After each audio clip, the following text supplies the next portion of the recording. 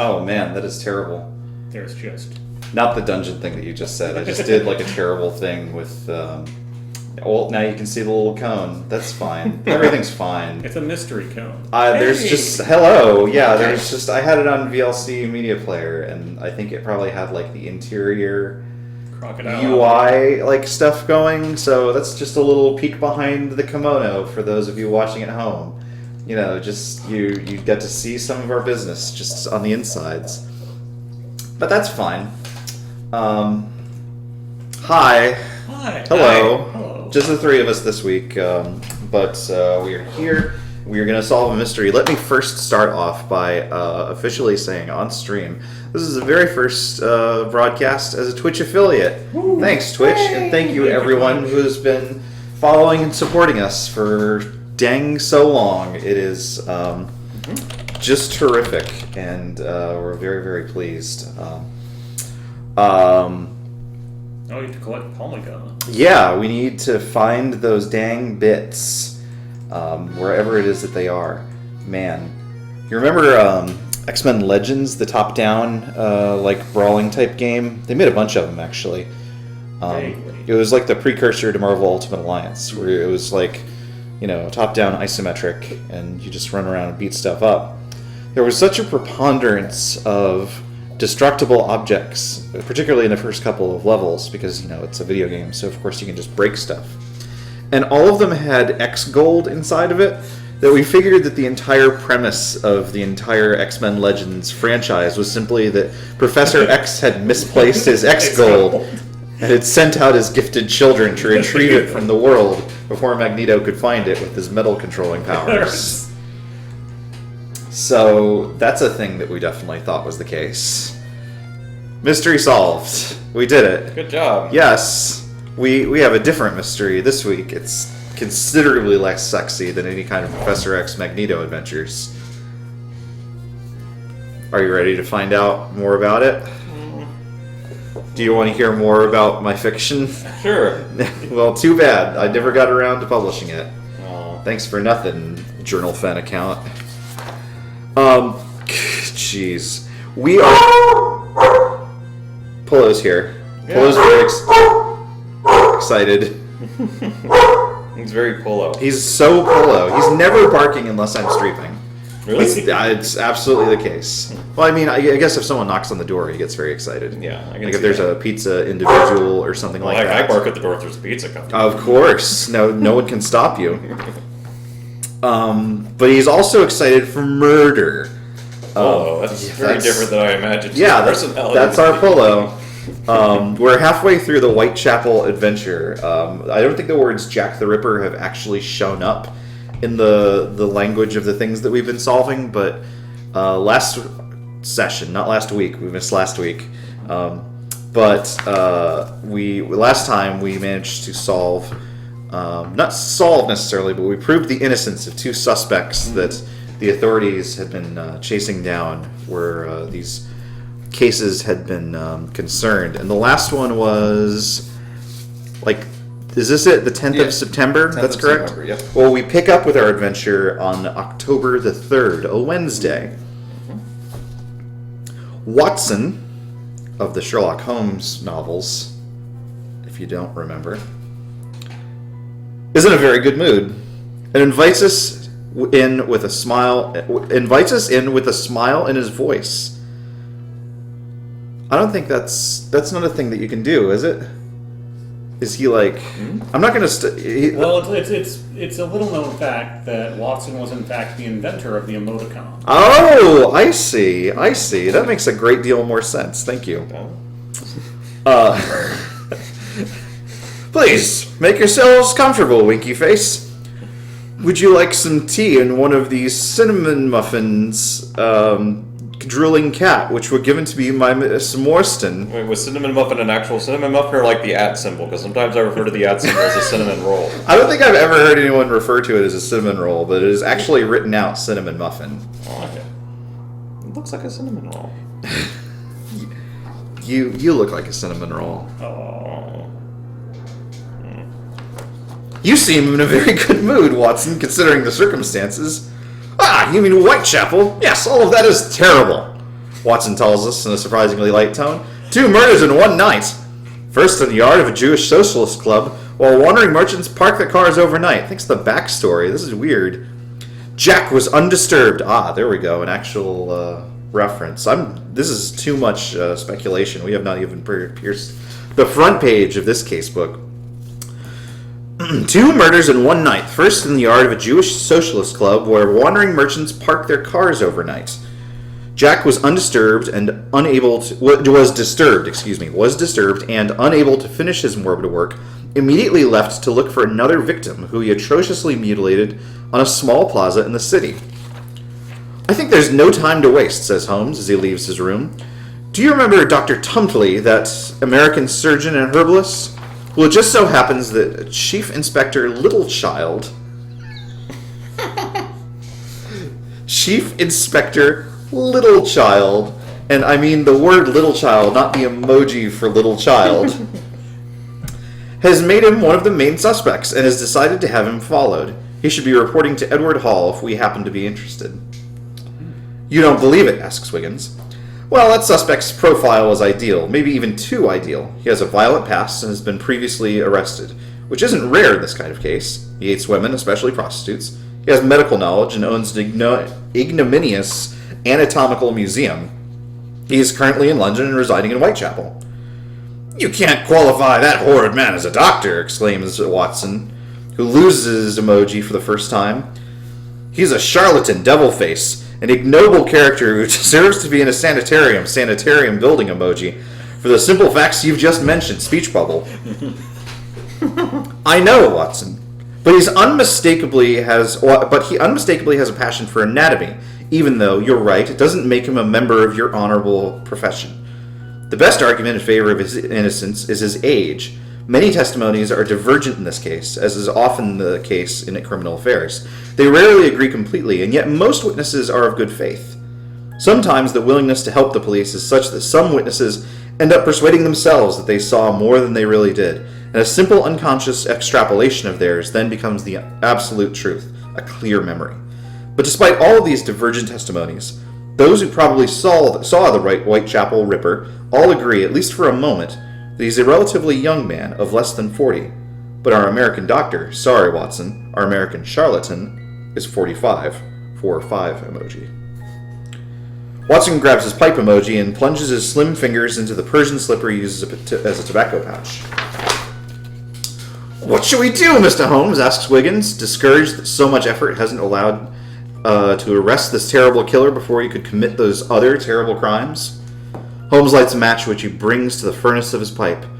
He pulls deeply and narrows his eyes as if to see us better through the billowing smoke he lets out of his mouth. We don't have a choice, gentlemen. We have to start over from scratch under the light of the new clues and testimonies we'll be able to gather about these latest murders. We must interrogate the people from the neighborhood, inspect the crime scene insofar as the police will allow us, take up formal leads, make sure nothing's been omitted. I often preach reflection at the office to solve a case, but this investigation requires exhaustive work in the field. We must follow our simpler ideas, the more logical ones. We must bank on a mistake on his part, on luck even, but that luck, we must be there and attentive to get its message, and not let it slip us by. A lot of tongue twisters this week. For the moment, nothing proves to us that these 2 murders are from the same hand. But if that's the case, then maybe the murderer has committed a mistake in his hurry. Haven't I always told you that a murderer always gives himself away with a detail he's missed? One of these crimes should allow us to proceed with an arrest as early as tonight. We look at each other, stupefied by this assurance. Your investigation should allow me to reinforce this statement, concludes Holmes with an enigmatic smile. Emoji. So, the newspaper. Indeed. It's from a different paper.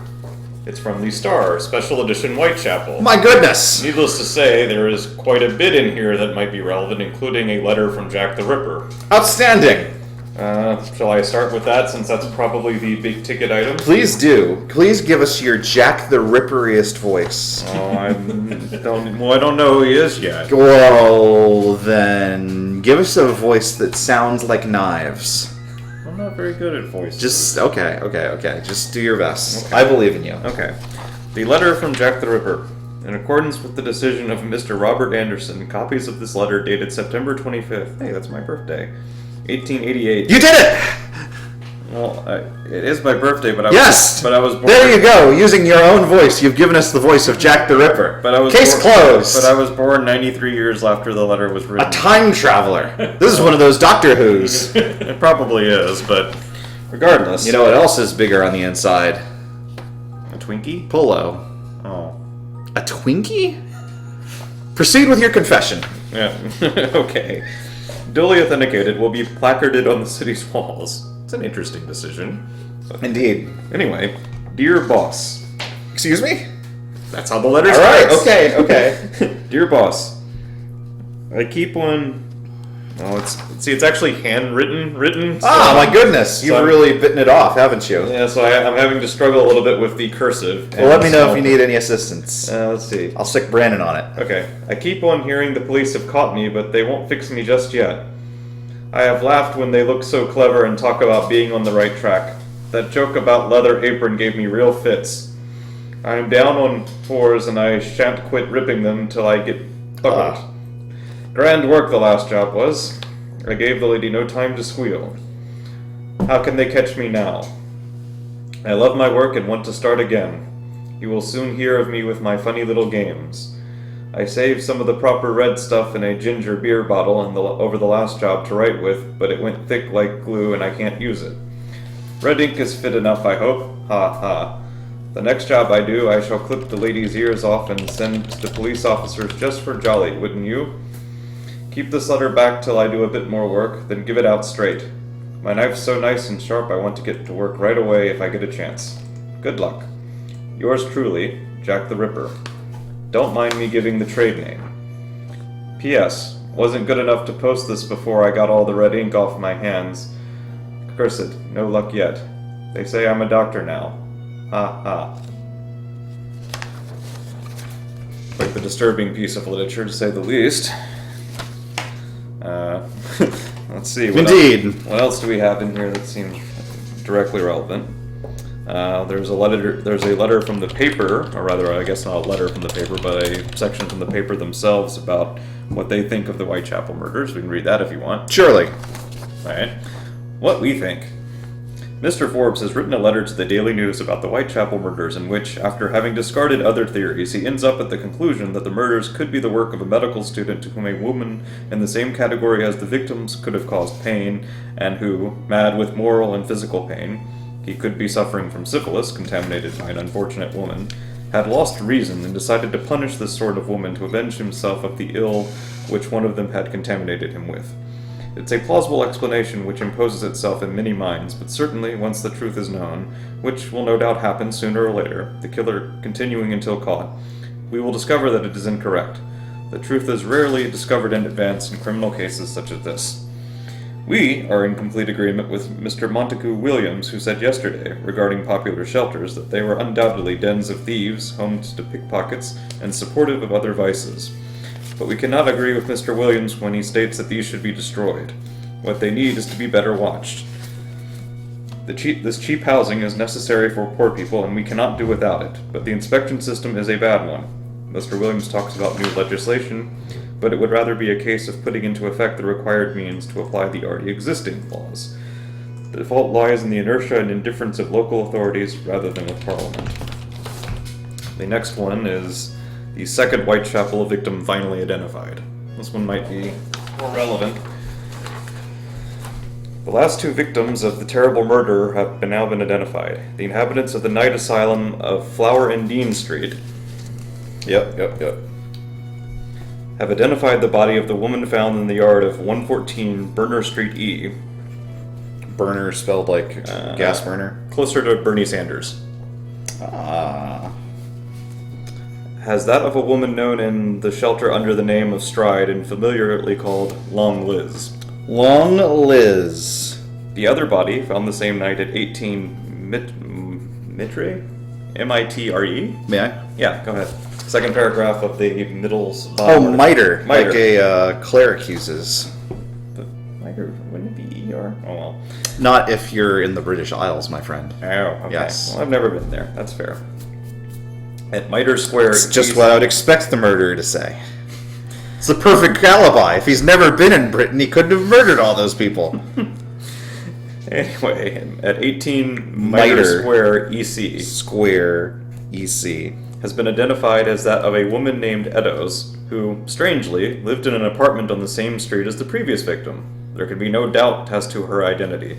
The body was identified late last night by a man named John Kelly, with whom she had lived for 7 years. The identification of the victims doesn't seem to bring any clue as to the author of these atrocities. The police have discovered that none of the men arrested yesterday were implicated in the crimes. Let's see. There's a lot of very rumory kind of articles about tricycle thieves and cooks who complained about prostitutes, and another letter to the editor. I mean, we could almost read the entire newspaper. What probably. news of the crocodiles? Oh, the crocodiles, yes, of course. Let's see. News from India. Does that include the... Well, no, they were in Germany, so... Well, they may have moved. It's been a month. I was just looking. You think that the crocodiles decided that Germany was too cold and moved to India? It's possible. Is it, though? Let's see, I'm looking. Let's see. Only with the use of a TARDIS. He is the murderer! The Croctor, they call him. Let's see. Well, perhaps the Star isn't following the crocodile crisis quite so closely as the Times is. Interestingly, there was a burglary on the night of the murder near Mitre Square. Okay. That sounds good. On the night of Saturday, the Aldgate Post Office EC was burgled. Didn't know that was a verb. Yeah, no, that checks out. Yeah, it's a Wait, burgled? burgled. You didn't know that was a... I never What did you heard think burglars did? I thought they stole things. Those are stealers. You know, like from Pittsburgh. Yeah, exactly. I'm not too up on this sports thing. I don't know. Well, you have to take our word for it then. That seems dangerous. It's an incredible coincidence, as the back of that office leads to Duke Street, 2 steps away from Mitre Square, where the terrible murder took place on that same night. This means that at the time of the murder, burglars were in the building, presumably burgling. Indeed. What is the address to that building again? Aldgate Post Office EC. It doesn't actually give a number. Office. That's fine. The burglary was also revealed to be more important than first thought. The safe contained £420 in cash and £350 in stamps. The burglars, after having seen the very large iron safe and the impossibility of forcing it open, had sawn through it an opening of several square inches using a small handsaw which was found on the scene, which must have required more than a night of work. Through this large opening, the thieves managed to remove the stamps and £49, but they were unable to force the safe drawer which contained the rest of the money. It seems that the police and the post office authorities were doubting the safety of the area for some time due to the presence of an adjacent abandoned shop. Events have unfortunately proven them right, as the thieves came in by the office's loft door by going through that shop's roof. Let's see, there's another article in here that seems to be talking about some kind of horrible event. I want to make sure. It's a really long article, so I don't want to read all of it if it doesn't feel like it's relevant. Yeah, I feel like we should start doing some footwork. Yeah, agreed. We can come back to the newspaper. I don't want to read the whole thing before we start. Indeed. Well, so our goal this week seems to be much more focused on actually identifying a suspect. Yes. Oh, yes. I think that post office lead is actually pretty promising. If there's someone that was actually somewhat present in the area when one of these things was occurring, then that would be awfully good to be able to get a hold of them. Agreed. Maybe we could find some clues in that building next to it, too, where the thieves apparently were hanging out. Indeed. I think we might be paying a visit to, is the post office here in Whitechapel? Is that what we're saying? Aldgate Post Office EC. Aldgate. There is one post office in the EC district at 93. Aldgate Station. I don't know if that's the post office, but... What's the address you're looking at? There's a post office at 93 EC. 93 EC. I would expect it to be one of these funny ones. Is it called the Aldgate Post Office by any chance, or just Post Office? That's just under post offices. I can also look up Aldgate. Yeah, let's try that just to make sure. I don't want to start off with one of those annoying. Oh no, it's not one of those. Certainly not. I mean, this isn't going to be all of EC. Also, There's an Aldgate station, Alders Gate Street station, but then it goes straight into Aldrich. Well, where is 93? I think Aldgate Station is going to be a train station. Yeah, Yes. but it is in the right sort of place. It's an Aldgate. I mean, it's called Aldgate. There's a Aldgate High Street. Oh, here's Mitre Square. Ah, just so. I don't know Here's if 83. I wonder if it's supposed to be 93, or the other way around. So it said Aldgate Station is 2 blocks away, I think. Let's see. Post office. It's an incredible coincidence as the back of that office leads to Duke Street, 2 steps away from Mitre Square. Here's Duke Street. Aha.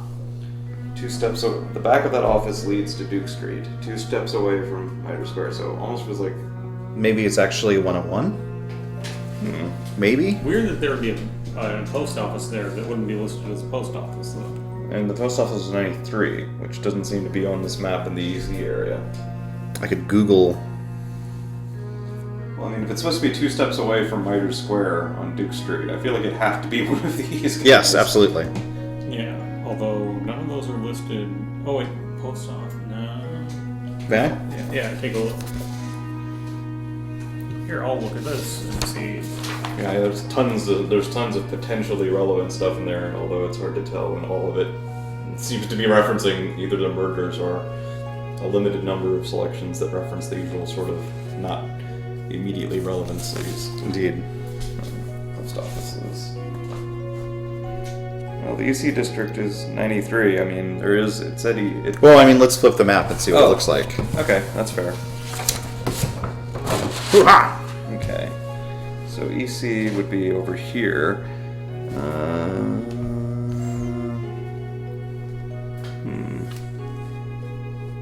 There's Aldgate Station. So we're occupying this area of the map. There's 94. There's 95, 96, and 97. But over here is 92 and 93, so. Yeah, that's not 2 blocks. Yeah, that's not 2 steps away from. steps away. And it's nowhere near Duke Street either. Right. Okay, so I agree with your assessment that probably it is not the actual listed post office. Right.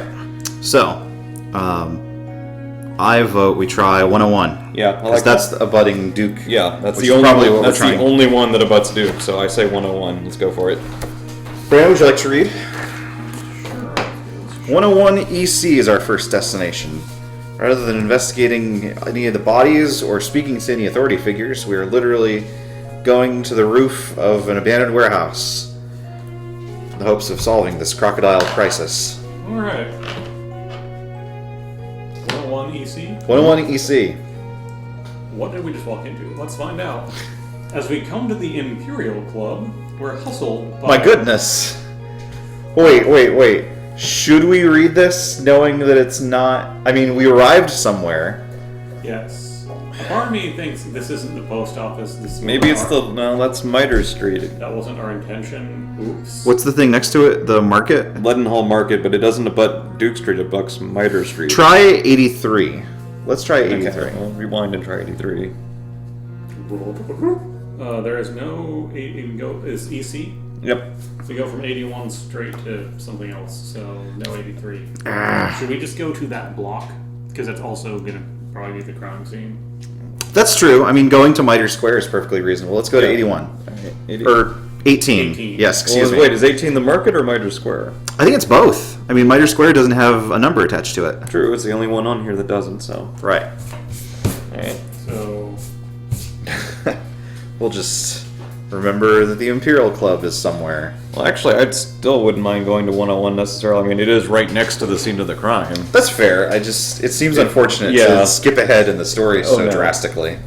Okay, well, let's see. But maybe we'll learn something about it here. Yeah, Yeah, 18 let's EC. find out. Bless you. Alright. We take the We take Mitre Street and turn at the corner of a frame shop to enter Mitre Square. A sergeant with a mean look is standing watch at the plaza's entrance. He glares at us and demands that we don't dally in the area. Don't dally! It's a small plaza, surrounded by vast warehouses, apparently empty houses, and a few shops.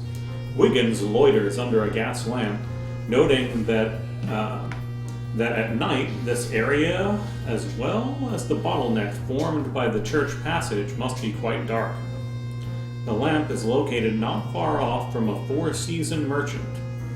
We approach a group of passers-by who comment on the event while contemplating the corner of the plaza where the body of Catherine Eddowes was discovered.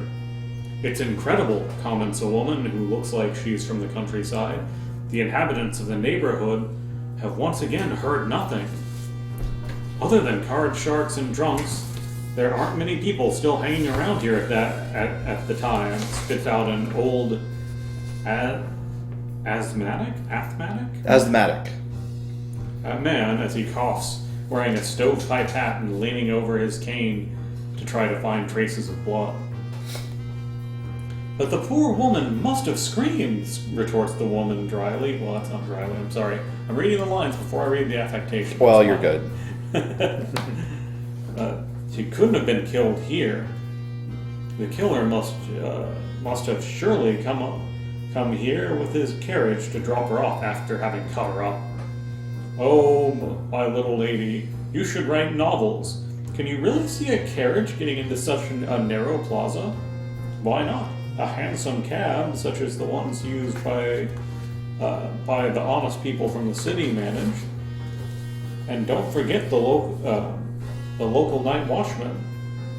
He was sweeping and didn't hear anything either. After having been told about the body by the constable who discovered it, Watkins, I think, the watchman ran like a hare, blowing on his whistle to Mitre Street, then to Aldgate, and saw no one around. That proves nothing, the old man protests. The killer could have very well scampered off by another way, or run faster. The sergeant disperses the crowd and empties the plaza.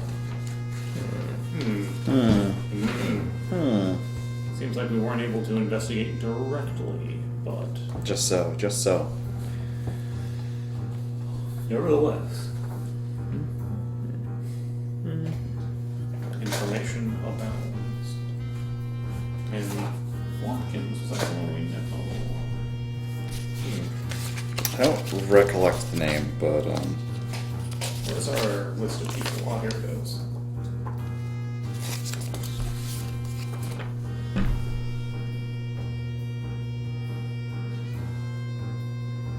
okay. So not a ton of new information there.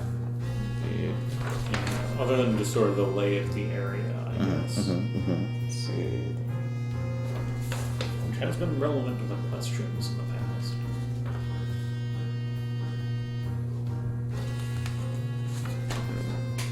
What are you looking for? Well, I'm still trying to make out if this article is actually relevant or not. It's really long, but... Which one is that? It is titled The Pimlico Mystery Strengthened. The West End Shocked. Okay. It's about a dismembered woman, but I can't honestly tell if it's relevant or not. I guess I should just read it. I mean, dismembered woman is probably... I mean, I'm not eager to No, I know. dig into something long, I think. Fair enough. We can save it for later. Yeah. A lot of speculation from random witnesses. We did get a name of somebody, right? Constable Watkins. Yes. That might be a fair lead to follow up on. I think that's a wise course of action. He was the one who found the body, right? Or found one of the bodies. That's what I thought it said. It says the constable who discovered it, who informed the night watchman, who then ran about without finding anyone. Okay.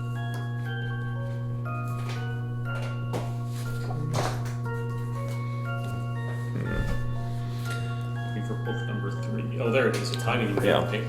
Oh, sorry. Oh, no. Well, if we weren't able to get anything there, I mean, the crime scene is important, and the bodies are important, but I really wish we could track down the safe thieves, if possible. Yeah, me too. Which, if the post office... It's so weird that that's not a place next to it. I mean, Yeah, we could... that's really odd that they mentioned something like that. I mean, we could try 93, it's just way off. I mean, it specifically described the street that it's adjacent to. Where is the... Oh, there it is.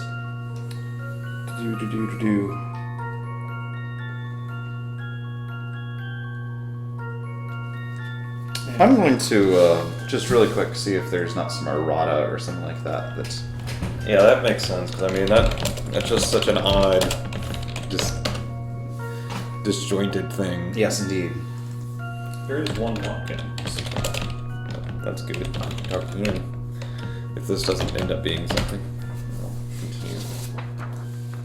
You don't have to sneeze. Oh, okay. Get ready. Bless you. No, thank you. Did I point that away from the internet? I think you're good.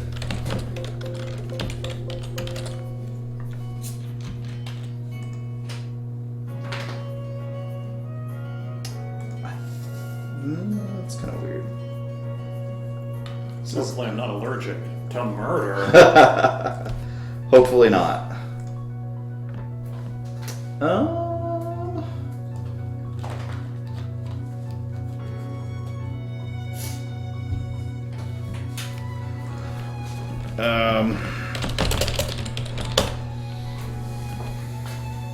Okay, here is that game. And here are the forums. Here. They found the crocodiles. I would like to know if they've found the crocodiles, but I'm not going to look it up. No, of course not. It could be spoilers for later. Certainly.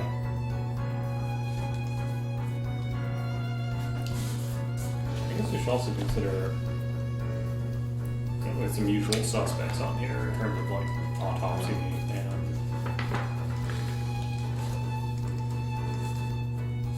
That's funny. So I found a thread asking, has anyone else that has bought the game found any errors? The first couple of people comment that no, we played a couple of these and haven't found any errors. Then the fourth comment is, hello, I worked as the editor for this game and spent a huge amount of time last year playing through every case and then making sure that every clue point not only did not have any typos, but making sure that the clue points made sense, there were no errors, and everything worked. Really? Like, Just so. you posted that? I'm fine with this because that means that really there's just something we haven't figured out yet. cool. That's a reasonable thing. That's reasonable. I'm just scrolling through to make sure that anyone says anything specifically about case 3. No one seems to have mentioned it just yet. Nope, nothing there. Nothing there.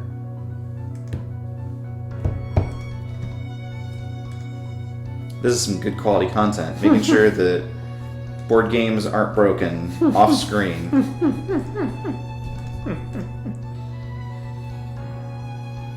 One thing that I like that some of these folks are doing is that they're nesting the spoiler stuff. Like they have like a spoiler thing where it's like click to reveal, and they're doing like, okay, here is the spoiler, and then inside it tells you which case it's a spoiler for, and then there's another spoiler screen.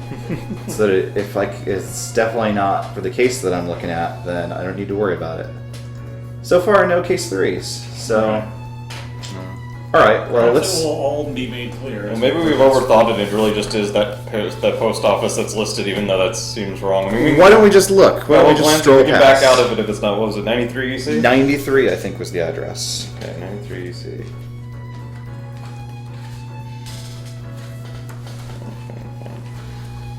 There is a 93 UC, and it sounds like a post office. Well, shucks. Let's take a look. All right. We haven't touched anything other than the money kept in the drawer, which has stood firm against burglars and has moved to safety elsewhere. When I think that I had warned the management and the police of the presence of this abandoned place right next door was dangerous for the office's safety. Mr. Bramwell, manager of the Aldgate Post Office, is a man in his 50s, of small size and with uncaring, energetic features. He crossed the post office, passed behind Wait, uncaring and energetic? What it says. Interesting. Maybe he's a murderer. He's too old. We crossed the post office, passed behind unoccupied teller counters, to end up in a dark room at the ground floor, clear of any openings to the outside world, at the back of which stands the remains of an imposing iron safe. The right panel of the safe has been torn open, its edges having been sawed and pierced by a drill, while the door itself is intact. The inside is also quite damaged, notably the drawer which has resisted the crooks. Considering the thickness of the torn panel, it would seem that the burglars must have had to work for many hours, even the whole night, to manage to reach their goal. So I think we need to find a building next to 93 and see if we can find maybe more clues about the burglars if we want to go that route. Yes. Wait, that was it? That was it? Okay. Okay, well, the entire original thing that I wanted to do was to go to the adjacent building. Yes. So I think we can start completely over again, forgetting everything that we've ever heard. Okay, so just... Yeah. 93 was our first one. That's yeah, 93 is exactly where it is that we wanted to go. Or no, that's not true. What we wanted to do was to go to... an adjacent building. 39 EC. That's weird. It's the exact same thing flipped around. There could also be 92, couldn't it? Oh. Or 37. Oh no, you're the right. Station. Well, wait, it was an supposed to be- abandoned... Yeah, it's supposed to be abandoned, so not one of the red ones. Yes, precisely. Wait, it said it abuts it, didn't it? But neither of these directly connect, although I would argue 92 maybe. Yeah. Hey guys, I heard something. Me too. Wyvern Slayer donated $5. Yay! Thanks, Wyvern Slayer. Thank you, Wyvern Slayer. Hello. Hello. What are you whining about? We've got $5. You're gonna eat. Learning jobs here on We Are FOXHOUND. Burglars burgle, thieves steal, stealers play football. It's true, we're an educational program. Well, it's no wonder I got confused. Hey, nothing makes what's sense. the deal with drugs? Remember, kids, sex will only get you one thing. Pleasure. Two things. Babies. Yeah. 92 or 92 seems vaguely closer. The 39 being the opposite number is kind of funny, although it is also right next to 38 and 37. Yes. Maybe 92 is better because it's closer to 92! Alright, 92. Spoiler, I was just looking at 93. I'm pretty sure there isn't a 92. But You son of a... Then 39 is where I'm choosing to go. We'll make sure I was right. I don't remember. Well, there's no 39. Oh. Yeah. There's also no 92. Well, is the telegraph station abandoned? I don't know. So, What's the other place? Didn't we just go to the telegraph station last week? Well, it's been a month. Yeah, maybe it's shut down. Yeah, St. Bartholomew's Hospital, which does Let's- not sound like... Doesn't sound like the sort of place that's a shop that goes out of business that you can drill in. Yeah, no. Oh wait, hang on. When I think that I had warned the management and the police, the presence of the abandoned place right next door was dangerous for the office's safety. Okay, so is there... Other than 39 and 92 and the two red St. buildings. Bart's is absolutely not abandoned. And it's not a shop anyway. The telegraph station calling that a shop is kind of a stretch. It doesn't call it a shop, it's just abandoned place. Let's see.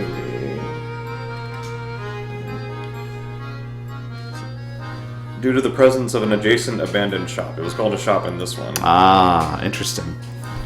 Well, can we triangulate the coordinates? Right? well, we currently have 1 point. Unfortunately, I don't know. 92 is the other one, right? It's slightly more. Yeah. And then 39. 39 to 92, you see. Let me make sure. And this is EC that we're looking at? Yes.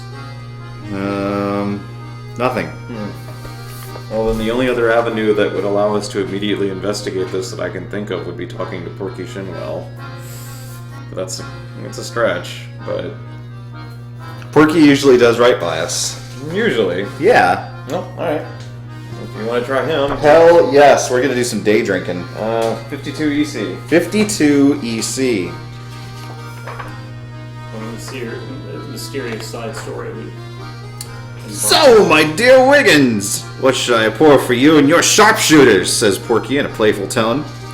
Go on, a small beer for all of us, answers Wiggins as he takes place along the bar. Porky Especially pours. a small child with the lockpicks. Yes. Yes. Porky pours one very small beer for all 7 investigators to share. Yay, bits! Thank you, Wyvern. Man, this is good. This is good stuff. Pour some bits. The bits, I mean, not the small beer. Bits and bits and bits. It's bacon! Well, good for the... Has Polo ever said that? No, Polo's a dog. You can't talk. But the dogs say that in the commercial. It's a commercial, dummy. What's that got to do It's with me? Hollywood trickery. It's smoke and mirrors. Oh. It's phantasms. But It's the Matrix. But the smoke is coming from real bacon. Well, that's confusing. Brendan doesn't know it's not real bacon. Well, good for a moment. I thought you were about to order umbrella juice. Guffaws Porky in a good mood. Okay, we have to stop right now and find out what umbrella juice is. Is that just like bad rainwater? Maybe it's just bad water. I'm pretty sure it's called the T virus. Urban Dictionary says water from all the rain in Wales. Example: hello, is it possible to get a drink? Sorry, we only have umbrella juice for you here in in Wales. Well, now we know what umbrella juice is. I was right. It's rainwater. Yeah, we were all right. Gosh. What a game. Thank goodness 2 ladies got murdered so we could play this. This is terrible. I shouldn't say that out loud. Oh. Who wants to talk about murder? Porky does. Another 2 victims of the scarlet fever, deplores Porky as he slides our pints down the bar. Stride was known hereabouts, a tall blonde girl who was nicknamed Long Liz. She'd hang around a lot on the commercial roadside and was known to be a compulsive liar, but she wasn't mean. She was the kind to give her elbow a good workout, and often was the queen's head. She would sometimes work the streets, but she was more of a dolly mop, the amateur sort, you know? I don't know what a dolly mop is. I'm not going to look that one up. No, that seems a little... no. I haven't had nearly enough umbrella juice to know what a dolly mop is. Oh, gracious me. I think she's in the club's yards. I think she was in the club's yard to pick up some clients among the socialist Jews who came to have a drink on Saturday night without their old ladies after a week's worth of work. The poor girl must have been waiting for the moment when they'd be leaving the club. The other was also a heck of a hard drinker. She frequented the Princess Alice and downed drinks on credit, and not tea either. I've seen her here before, a brown girl, thin as a nail, but who must have been a looker back in the day. She has also lived a hard scrabble life. Word is it that she was with a certain Kelly, a salesman in his spare time. I've heard it said that the clients from the Imperial Club had seen a girl who looked like her on the night of her death. The poor girl was sobering up at the Thames Squad that night. They should have done her a solid and let her finish the night at the castle. Do you think those 2 stumbled upon the knife? The knife? Porky? Well, yeah, Jack the Ripper, you know. Ah, could be. About knives, there was one here last week. Yes, Ryvern, we put that together, that a dolly mop is an amateur prostitute. We figured that out. I think we sussed that. We sussed. Yeah, we got it. She's a susser. She Yeah. susses part-time. There's a knife here. Ah, there was one here last week. A cutthroat and a usual suspect named Curtis Twiggs. Word is that he's back at it, but this time he's working contraband. There is also a conditional statement here at the end of this section. If you've already encountered the name of Michael Ostrog, head over to the address made up of the lead number where the name appeared, but change the neighborhood code to E. We've not heard of him. We've not heard of him. We can remember that to come back later. Maybe so, maybe so. Well, that's good. That's some good stuff. So Twigs Yeah, is into no. contraband, huh? Yes. Contraband. We learned a lot about. Now we know about the Imperial Like Club. We stamps? do know about the Imperial Club. Perhaps we should pay the Imperial Club a visit. Could stamps be contraband? Stamps? Yeah. Where did you find the word stamps? No, The stamps post office stolen- were stolen. Stolen from the Oh. I don't know. because they're stolen stamps. Yeah. Yeah, I guess. And he was. Particularly if you're a time traveler. Yeah. Yes. I happen to know that the Imperial Club is at 101 EC. I'm pretty sure. Yep. Let's go. So I'm Let's told. do it.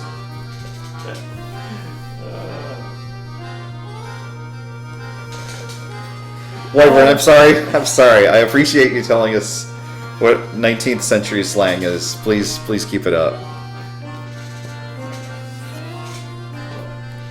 Let's go to the club. Let's go. You can find us in the club. As we come to the Imperial Club, we're hustled by I'm hustling. a blonde young man who is leaving hurriedly while putting on his coat, notebook in hand. We question the club's owner, who tells us that we're lucky. Ah, as good. 2 of the 3 players who were there Saturday night are here playing cards. Joseph Laurend, a traveling salesman, and Joseph Levy, a butcher from the neighborhood. Both Josephs, okay.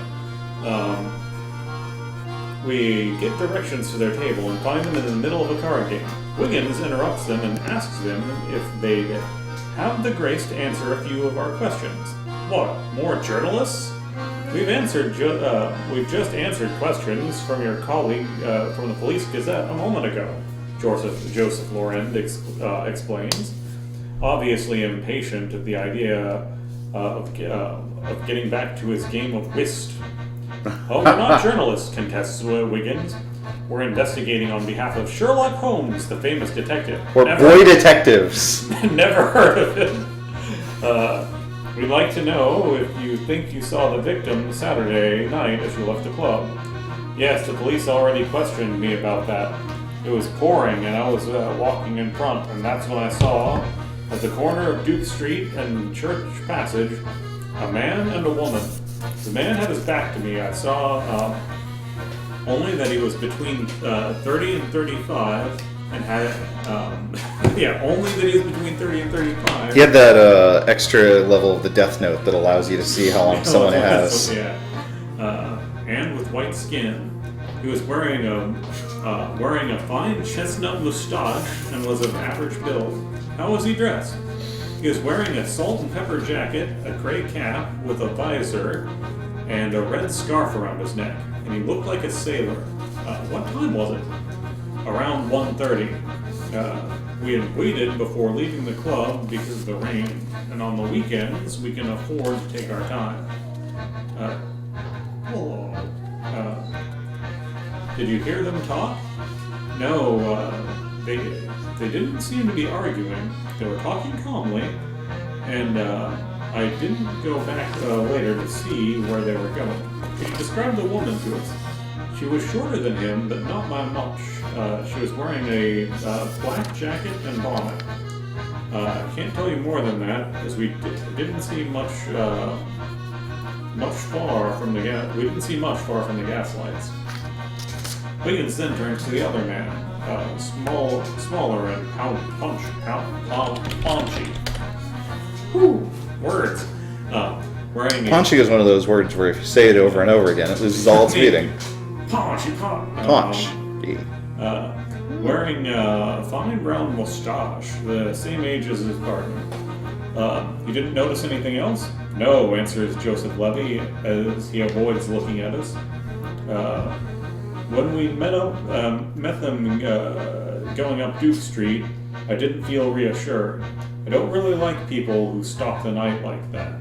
The man measured 4 inches more than the woman and had his back to us. Joseph Laurent then begins gathering up the deck, ostentatiously demonstrating to us that he has the intention of starting a game.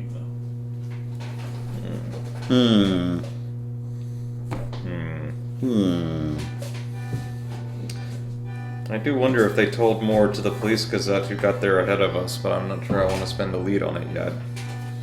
Yeah, same here. Yeah.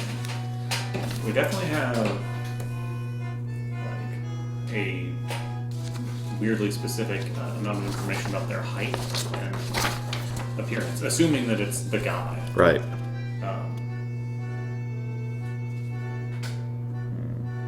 You know, they are like positioned in proportion to those gaslights from earlier with the church passage or however that. Maybe it's worth chatting with either the inspector or Aberline. Yeah. It does seem a little more competent than the ones we usually have dealt with. Yeah. 100 DC? Yep. That's definitely right then. Right next door. Yeah. No, it's not. You get bonuses for not walking great. Oh, no, you're right. Yeah. I see, and it's Inspector.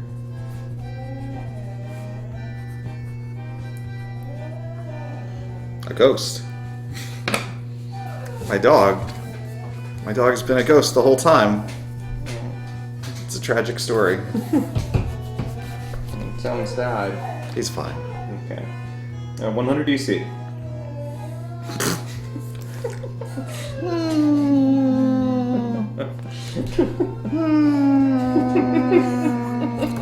The song of the sad polo. At the Commercial Street Police Station, Aberline seems... Bye. Aberline seems crushed under the weight of work and fatigue. Ah, gentlemen, happy to see you again. This Jack is a lucky rogue. We've literally divided the area from east to west with fixed bobbies at the crossroads of New Road and with Whitechapel and of Aldgate with Houndsditch. From north to south on Commercial, Hanbury, Flower and Dean, Whitechapel High, of course, and Cannon, in addition to mobile patrols. The testimonies of two of these constables could interest you, William Smith and George Simmons. The first, while making his rounds, saw the victim from Berners Street, Elizabeth Stride, in the company of a man shortly before her death. The second arrested Catherine Eddowes for public drunkenness and brought her to the Thames Brigade shortly before she was killed. I'm also pulling my hair out with conflicting testimonies about the murder of Elizabeth Stride. In addition to William Smith's, we have those of James Brown, a worker who was coming home that night at 11 Fairclough Street, a Berners Street bootmaker named William Marshall, and Israel Swartz, a Hungarian Jewish tailor. That last testimony is the one I'm most interested in, but unfortunately the man doesn't speak English. I'm currently organizing a systematic search of the 200 shelters of Whitechapel on the order of Sir Charles Warren, so I might as well tell you that I won't have time to look into that for a few days. And what about the letter published today? That was an idea for my superiors. We get a large number of letters, but that one caught their attention. Inspector Lestrade is taking charge of that part of the case, but I think it'll take a bit before he gets us results. We keep ourselves from adding, as often is the case with him. So, Lots of goodies there. Can I glance over that entry? Oh yes, sir. 100 DC. so I guess one of the things I was trying to figure out, and maybe this will become clear over time, is like which person the guy is from Imperial Club saw him with, because like I guess what I'm trying to figure out is 4 inches shorter than the guy tall for a lady, since one of them is supposed to be tall. True. Yes. I feel like Eddowes was the one that was associated with the Imperial Club. Yes, that's absolutely the case. That's almost certain it was her. So one of these constables actually says that he saw the pair of them, right?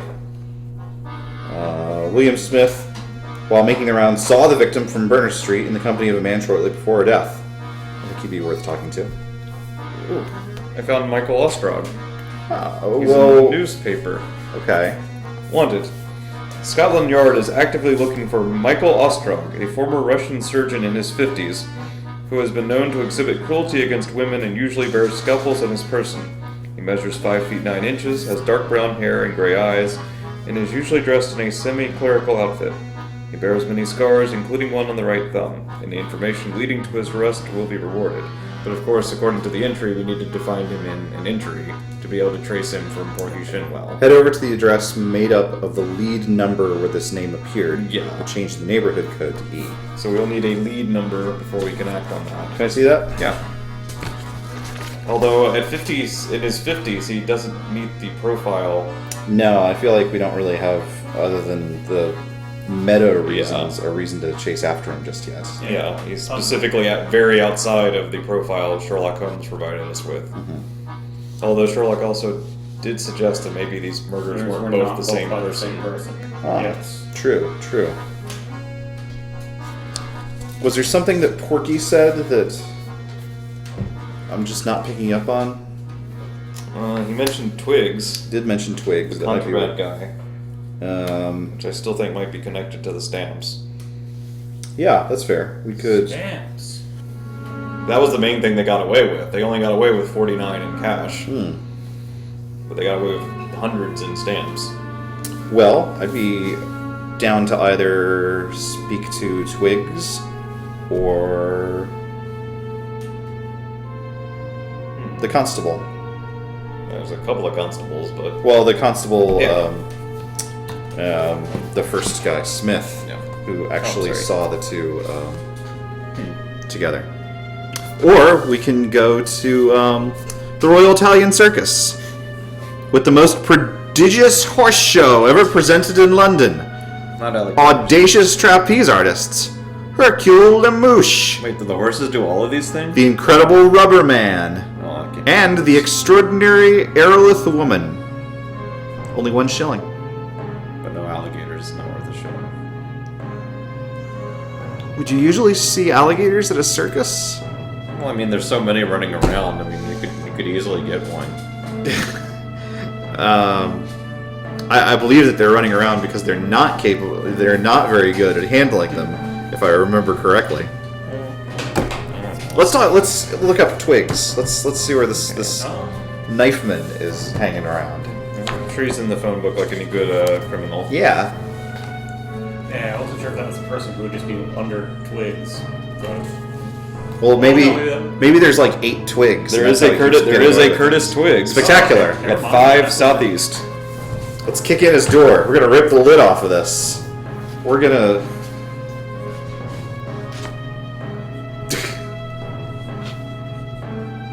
After having listened to the door, we are disappointed to hear. After having listened at the door, we are disappointed to hear noise inside Curtis Twig's apartment. Luke puts his tools away. We knock, but no one answers.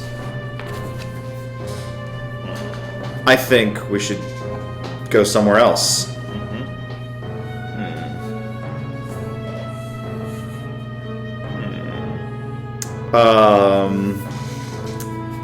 That was stupid. Annoying. A usual suspect named Curtis Twigs probably has a record already, right? Yeah, that's fair. Why don't we speak to the legal archives guy, or maybe the what are we trying to get from him again? We're hoping that since he's become active again recently, he might have been the post office guy. Or one of them. I'm trying to close the loop on this subquest. Yeah. What about who's the guy that's at who's the lawyer? The lawyer,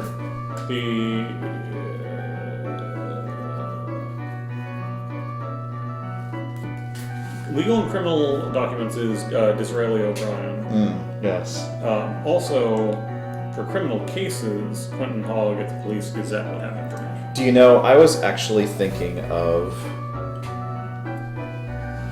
Barnaby? Was it Barnaby? Is there a Barnaby? Did you just make up the word Barnaby? George Barnaby. George Barnaby. You're high as hell. No. I was trying to think of the guy that's at the big courthouse who just happens to be a lawyer there. Why am I not... Abner Battersby. No, that's not it. You were just making up words now. Abner Battersby. Lawyer at Old Bailey Court, Edward Hall. Oh, Source of information on court cases and legal affairs. we got a donation pin. A donation? Yeah. Shucks. Wyvern Slayer donated $5. Kick in his lid and rip off the door. Yeah, we should. I'm gonna get murdered with a knife. Okay, so there's a couple of different crime guys that we could talk to.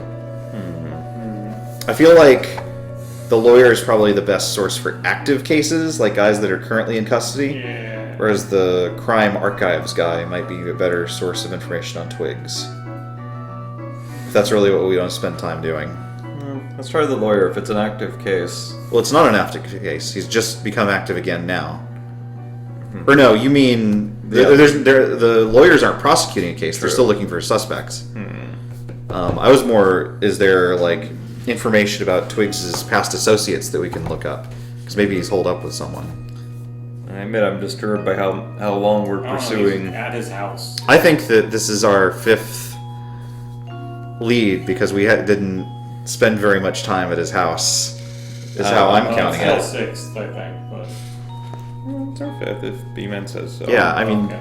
Oh, yeah. okay. I thought that we already had 5, and then also that one. No. I'm playing fast and loose because I want to solve the case. Me too. Let's go to the criminal archives guy. Is that Disraeli? Yeah, legal and ancient legal And criminal documents. Yeah, 14 WC. That's what we're about. Okay. And then we can talk to Mycroft. What?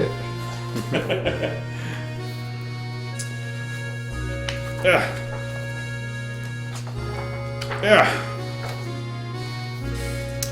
Oh goodness! Here's a doozy.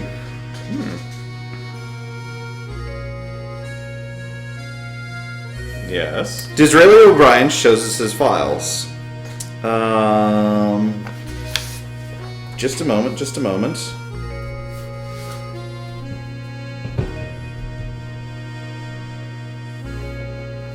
Michael Kidney, dock worker accused by Elizabeth Stride, had been heard before the Times Court for blows and wounds. As the complainant was not present for the audience, he was released.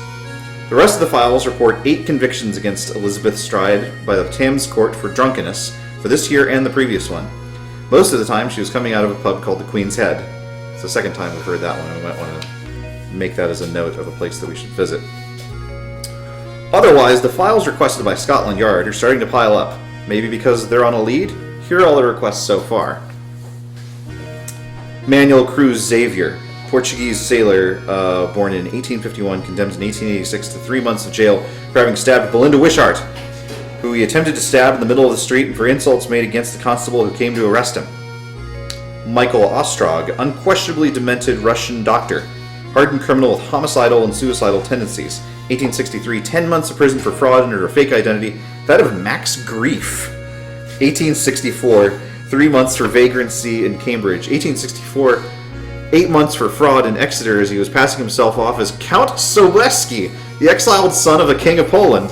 1866, condemned to 7 years of prison for various jewel thefts made under the pseudonyms of Ashley Nabokov and Bertrand Ashley. 1874, 10 years for theft and fraud. During his arrest, he threatened policemen with a revolver. 1887, Ostrog, after an unsuccessful theft attempt, was condemned to 6 months of hard labor. During the trial, he pleaded insanity, but a psychiatrist rejected his statements as being untrue. On the way to prison, he attempted to throw himself under a train. In September 1887, he was transferred to an insane asylum for transients. The only given cause is mania. After having served his sentence, he was released as healed last March 10th. Leonard Buswell, born in 1850, what's called a trigger man in underworld circles. In July 1878, with the help of an accomplice, he robbed the Ortner and Hoole jewelry store and shot salesman Theobald Fillmore point blank for no reason. Why, that's not funny. He avoided a hard time, was condemned to 10 years in prison. Okay. Considering that other people do like 7 days for an assault in previous cases, 10 years seems like pretty hard time. Yeah, I guess. Charles Ludwig Wetzel, a German hairdresser who worked at CA Patronage and Minorities. On September 18th, a young woman named Elizabeth Burns cried bloody murder and alerted a policeman. Ludwig Wetzel had threatened her by pulling out a knife while they were both under the arches of the railroad. She then subsequently refused to lodge a complaint due to fear of having to testify in the presence of her aggressor. Ludwig Wetzel, who had escaped, resurfaced at 3 in the morning on a cafe in Lemon Street, where he assaulted a waiter, Alex Freeman, for no reason, and then pulled out a knife. He was finally arrested by Constable Gallagher for no reason from Division H. We discovered during the investigation that Wetzel had a collection of razors and frightened many of the residents of the various shelters For no reason. he had been in before finding a room. Curtis Twiggs, born in 1853, what's called in the underworld a cutthroat. He was found guilty of murder twice in August 1885 and again in February 1886, and strangely he was released both times for no reason. In both cases, his victims were members of a Whitechapel underworld of which he's a member. He was implicated, among others, in the 1886 postal train case and in handling the contraband from it since then. Compromised in many criminal affairs, he has also been released every time. Each time a witness would disappear, he'd have an unbreakable alibi. That's all of it, and not half bad already. Tired, Disraeli seems to bend under the weight of an imaginary burden, and we leave him to his sighs. However, we identified Ostrad and We entry. we determined also that he is known as Revolver Ostrad. Yes! Yes. So now we can go back to Porky. Parenthesis, Revolver Ostrog. So now we can go back to Porky Shinwell and Just follow those so. directions. So we can touch base with Porky, and he directs us to 14 EC, I'm pretty sure, right? I guess if Disraeli was 14, yeah. Yes. Okay, yeah, he was. Change the neighborhood code to E. Okay, 14E. 14E. Oh, right, just to E. Yeah. Right. Do you want to head to 14E? We're hot on the trail. I do. I mean, he's going to be innocent. Oh, wait. Wait, no, that's the other guy, Twiggs. Twiggs is the innocent one. Well, actually, it seems like Twigs is like repeatedly getting out. Oh, okay. 14E. Yes. We We're sub- shot in the face. We submit to Porky the names of the suspects found by Disraeli O'Brien. I know that that Michael Ostrov fellow. That one's a big fish. A compulsive thief who has made many trips to prison since the beginning of the 70s. It said that he is a former surgeon from the Russian Imperial Navy and that he had to flee his country after having killed a man in a duel. He's full of scars. I don't believe he was sent to the asylum for no reason. He's a dangerous man. Last I heard, he wanted to leave for Paris. Huh. Okay. So we got some bonus information about Austria. I don't know if that counts. I don't think that counts as another. Doesn't I don't know, maybe. that one to me. Wait, what? Oh, no, Okay, it doesn't count as another one. No. Oh, okay. Well, Yeah, because we don't actually go to 14E. yeah. That's Yeah, I was like- just talking to Porky more. yeah, That's fair. Okay. Okay, well, Intriguing. we got a bunch of aliases from him. Yeah. And annoyingly, we did find out Twigs was connected to a prior postal theft, which means he would have experience potentially in dealing with postal contraband. We just couldn't talk to him directly. Is there some kind of underworld connection that we can leverage in order to... Porky's kind of the guy we got Yeah. about that. I mean, like Whitechapel specific. I mean, Oh. we've encountered gangs there before, right? They did say we could use to think about previous cases. Was one of the things. Holmes Yeah, brought up. absolutely. Like we bumped into the Nelson brothers or something like that. Yeah, something like that.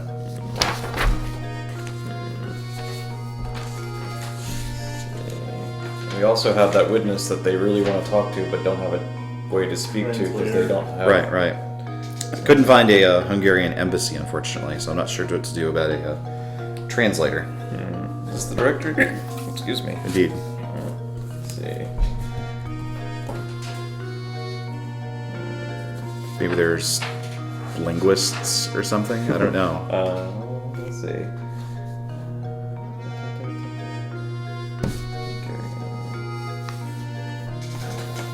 My first thought was, is there some ship recently bound for Paris or something like that? Of course, ships can't go to Paris. So, upon reading this article, I realized that Darjeeling tea has been forever ruined for me, and that I will never not think about Metal Wolf Chaos. I'm sorry. That's just the way that it is, Mr. President. Enjoy some Darjeeling tea.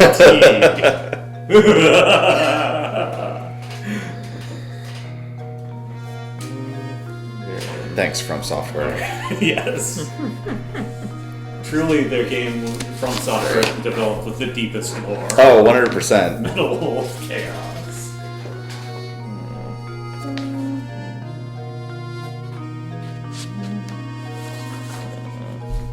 Waiting for it to turn out that, like, Richard Hawk was Patches all along.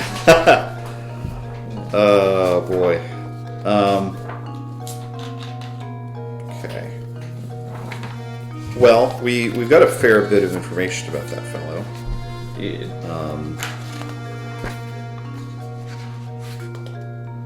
He's got a number of aliases floating around here. Don't hit me with aliases, I can see if they're in the directory. Nabokov, Spelled N-A... N-A-B. No, there are no N-A-Bs. How about last name Ashley, first name Bertrand? Maybe if we go visit the Hungarian fellow, we'll get some kind of clue on how we're supposed to resolve that situation. Maybe. I mean, it's probably, I imagine it might be like Porky's where you have to come back after a certain thing, but... Yeah, that's fair. I'd be willing to hit that I up. do not see Ashley as a last name. Just What Ash and Ashley. what was the Hungarian fellow's name then?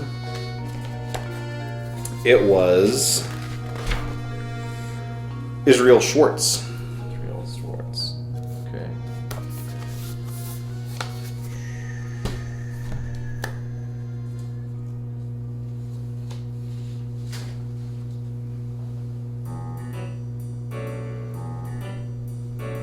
Howard Schwartz.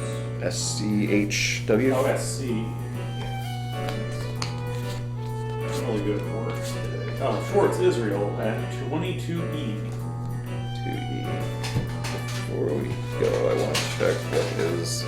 Like, we don't need... Yeah, let's need him. Let's see how many sentences there are at 22E. He's a Hungarian Jewish tailor, Right. which is interesting because tailoring, I feel like he'd have to work for someone. Do you know what or- tailors do? Yeah, they They tailor. tail. Yeah. But he would either have to be in charge of his own business, in which case that's not likely because he can't speak English, or he works for somebody who you must have some way of communicating with. I mean, he might just serve only Jews. From Hungary. Yeah, I mean, Perhaps. there's a fair bit of that, like, kind of Fair enough, so 22 East. Maybe part of that socialist club? potentially. Involved in this? Maybe. Okay, 22E. Yes, Let's go. I'm ready. I'd like to work as an undertailor. You're gonna have a good time. Miro Isvanciel. We meet Israel Schwartz at his home. He's a young father who looks respectable with hollow cheeks separated by a badly cut mustache and a long saber-shaped nose. He greets us without understanding a thing we're telling him, and it's mutual. He ends up going to fetch his landing neighbor, Yeah. an old bearded Hungarian tailor named Zoltan, who agrees to play who agrees to play the role of interpreter. Oh, so the problem solved itself. Okay. Excellent. Israel. The case is solved. Israel not understand. He interrogated by a colleague of you, Scotland Yard. Israel tell police station with I before yesterday. Now again tell story for you. Not without a certain pleasure, Wiggins agrees. Well, no matter. I repeat what Israel sees Saturday night, continues Zoltan while miming comically what he's translating for us. Much rain. Israel pass in front of Burner Street Yard after Commercial Road. He see drunk man talk woman in front of door. Man pulls woman from yard, then throw her to ground. Woman shout 3 times. Not loud, but Israel hear. Israel thinks dispute and continues walking along. Zoltan and Israel then suddenly begin to talk with each other without us understanding a single word of their exchange. Once their aside is finished, they gaze at us quietly. And then what happened? Israel sees second man. Him look and smoke pipe. He come out cabaret, Fairclough Street. Sorry? What? Cabaret? Cabaret, Fairclough Street? You can just look at it there. Okay. Thank you. Yeah. First man, assault woman, then look at us. First man shout, Lipsky. Israel, fear trouble, and leave. Lipsky, questions Luke. A murderer from the neighborhood hung last year for murder, explains Wiggins. It's since become a common insult towards Jews. Did your friend leave the impression that these two men knew each other? Zoltan and Israel look at us nonplussed. Nonplussed. Evidently, neither one of the two understood Wiggins' question. Man with pipe and assailant know each other, friends, insists Luke, miming with two of his hands coming together. New incomprehensible dialogue, and this time it's Israel who answers while shaking his head. No. Are you sure that the woman you've seen was the one killed that night? Israel nods his head while speaking Hungarian, and Zoltan translates. Yes, he's sure. He go morgue yesterday. Could you describe these two men a bit more precisely? Zoltan, after a last aside with his compatriot, then leaps into a series of imitations best described as burlesque. Man assault woman. Tall like this, Israel places his hand at about 5 feet 5 inches from the ground. Wide shoulders. Zoltan begins to walk around while puffing his chest. Dark clothes. Not really see face because darkness. Pipe smoker. Better dressed British. Younger, taller, hair like him. The two Hungarians point at Luke's light chestnut hair, dark overcoat, all-around black hat. We leave after thanking the two Hungarians for their amicable collaboration. There's a heck of a lot there, maybe. Pretty good. Zoltan. I'm gonna let my dog back inside. Okay. Polo will be happy. Yeah.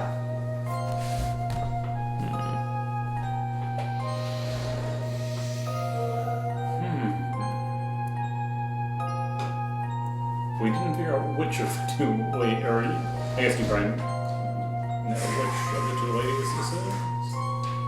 From the location, I guess.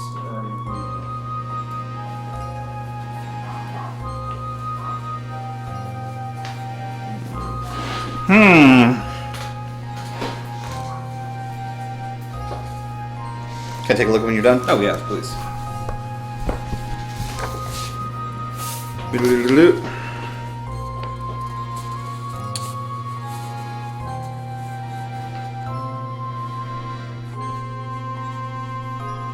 So...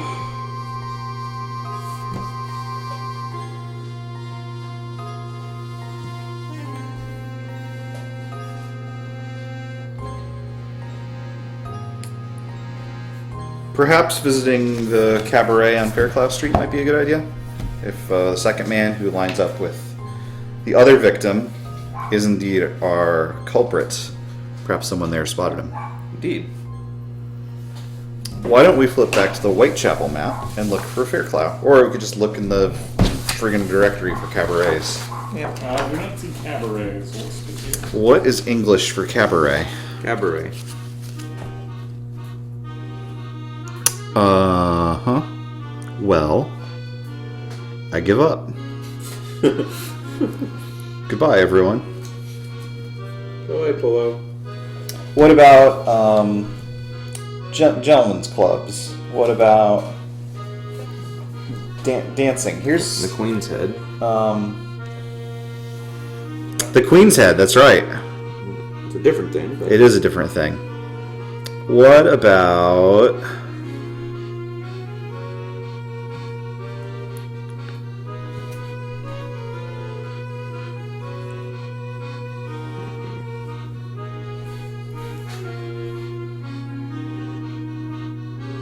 I've seen Fairclough Street before. Oh, here it is, Fairclough Street. Spectacular. What was the other street? Burner? Yeah, here we are. Dudfield's Yard. Didn't I see that in the newspaper? Where's today's newspaper? It might be here. It's I here. wonder if it's going to be time soon to put some icons on this map. Try and figure out. 'Cause I'm still, like, I know one of the murders was pieces are have to put together a timeline.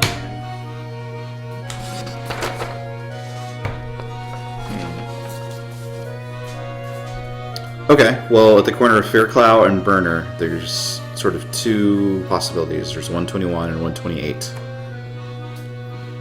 I found them and now I can't find them again. Oh, no. Oh, here they are. So 121, 128, yeah, it's probably not 114. And this is where they saw the one being shoved to the ground. Yes. And then there's the other guy. Yeah, so I'm thinking that corner is our next stop, and we'll just see which one is a destination. Yeah, just out of curiosity, before we look it up though, can we look up the Queen's Head? Just see what number it is. Oh, I want to certainly. see if it's like one of So these let's two. look for inns, I think. Yeah, 55E. 55. Okay, it's nowhere near here then. Yeah. Okay. That's up here. Yeah, oh, there it is right on the map. Okay. Okay. So yeah, 121 or 128. 121E.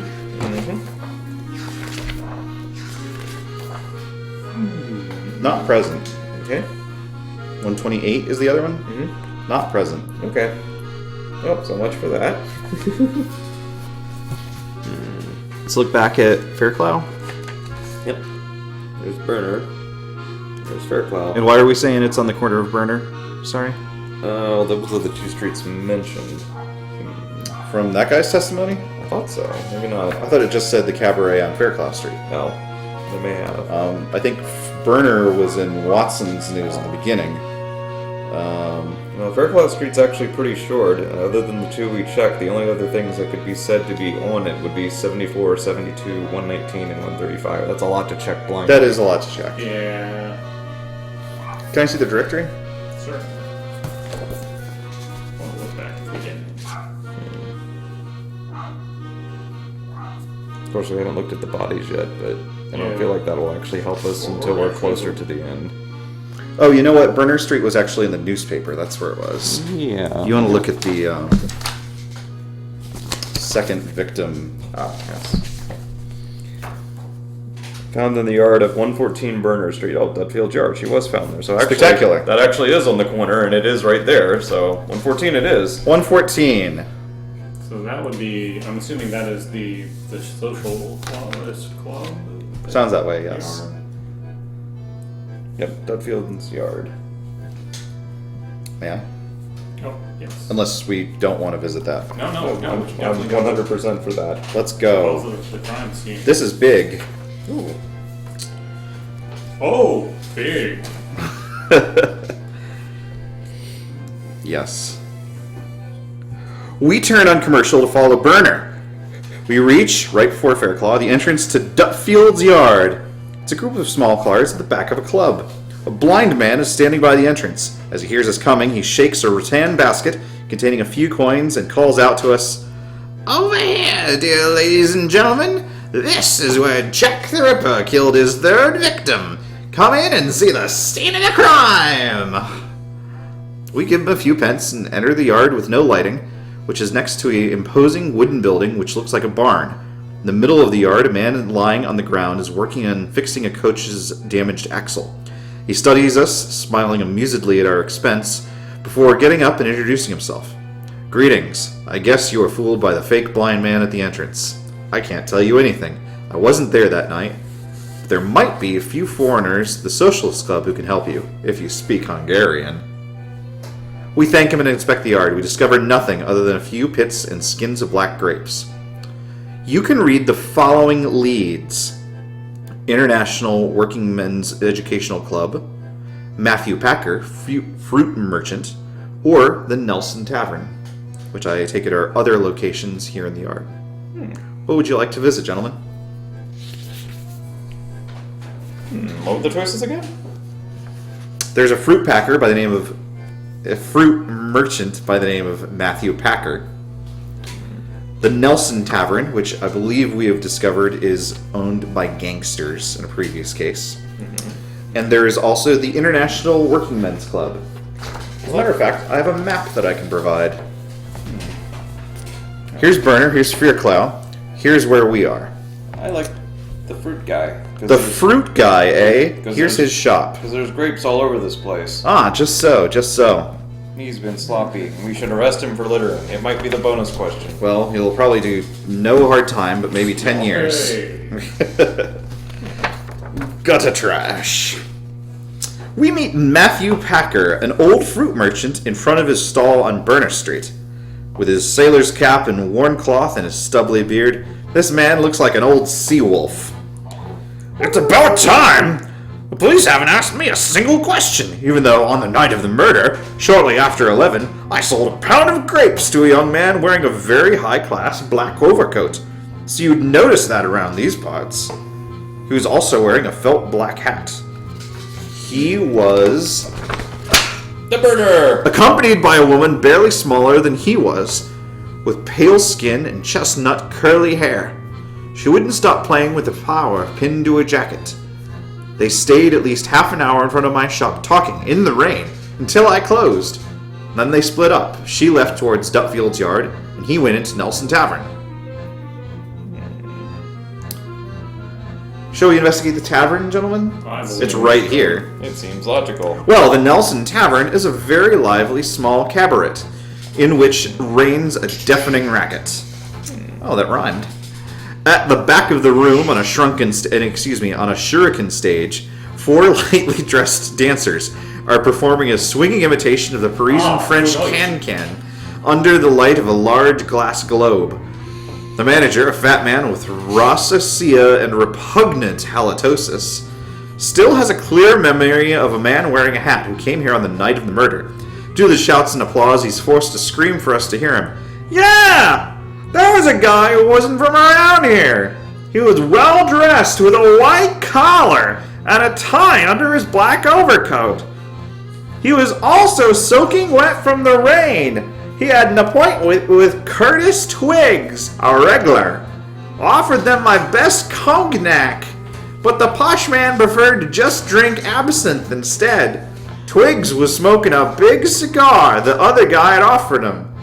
He had brought a full box, which he left for Twiggs. The man in the hat left first, though it was raining like hell. Twiggs stayed to enjoy the show and finish his cigar. Their meeting didn't last long. I'm going to stop doing this. Oh no, there's just one more sentence. It must have been midnight between midnight and 1, so 12:45, when they had walked through that door. Thunderous applause and strident whistles acclaim the end of the dance show, which closes on an impressive final piece of choreography in which each dancer ends up doing a whole split on the stage. Settle in and get a glass, shouts the manager. You won't be disappointed. Look at my new recruit on the right, Janice. She's 18 and freshly arrived from New York. A beauty. The dancers disappear, replaced by a man with slicked black hair squeezed into a starched black suit, who begins a languorous Italian song under the boos and the jeers of the audience. Despite his enormous belly, the manager pulls off the feat of leaning over his counter and specifies with a conspiratorial air, "And if you'd like to take in the rest of the show in a private room, I can arrange for that." He's talking to a bunch of kids. Well, apparently we're old enough to get a bunch of small beers. Well, yeah, because we're kids. It was different back then. That was different back then. Yeah. You can get syphilis at any age. So, one question. Syphilis for babies. He said the fellow gave Twiggs a box of cigars? He did. I think he gave him a box of stamps. Maybe. I think this guy that we're looking at here is maybe the one who was in the safe business. Yes, maybe so. Which is interesting, because I thought that was adjacent to the other place. Well, it may have been adjacent to the other place. He just came here to meet his contact. Yeah, this is a pretty short distance, actually, between these two murders. He delivered a thing of cigars, stamps. Yes. But if he did then go outside and encounter whoever was attacking the woman, then that wasn't Twiggs. No. We have one other location. Why don't we take a look? This is the International Working Men's Club, which I believe is home to socialists. That sounds sort of like that place. Wait, is it on Burner Street? Okay, fair enough. On the first floor of the wooden building is the large room of the International Workingmen's Club, which must be able to hold up to 200 people. If you could call socialists people. I do. I love them. The place, capitalism doesn't work. The place is nearly deserted. Of the 3 men present and busy drinking glasses of vodka while talking about recent events, only one was present on the night of the murder. Isaac Kozabrodsky. He speaks English a bit and explains to us that he helped Louis Diemschutz examine the body of the woman who was lying in the yard using a candle. No one heard anything before the arrival of Louis Diemschutz. They were busy dancing, drinking, and singing. Louis? He left with his cart as soon as the police left him alone. He often hangs around the Spattlefields market selling fish. As conversation is laborious, we don't dally. So sorry, can you see that one? Oh, certainly. Which one is it? Oh, okay. Spittlefields, not Spattlefields, excuse me. Which is here. Okay. So I guess we're all 3 of these separate leads? No, Oh. absolutely not. Oh, okay. Sure, it says you can read them. Okay, cool. Let's see. Well, go to this Spattlefields Market. Maybe talk to this fellow. I don't know. Like,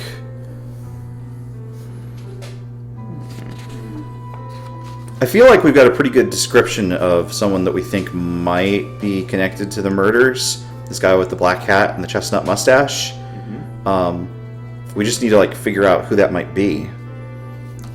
And I still feel like we've been given enough breadcrumbs on this whole guy who was breaking into the safe thing, where I feel like we might be able to figure out who that is. Well, I was going to say, actually, the only thing that we know for certain about this fellow is that he's apparently an associate of Curtis Twiggs. Yes. So I think if we find Twiggs, we might be able to find who this guy is. Which Twiggs was... Somebody was in Twiggs' apartment, they just wouldn't answer. Right. We can't go back there.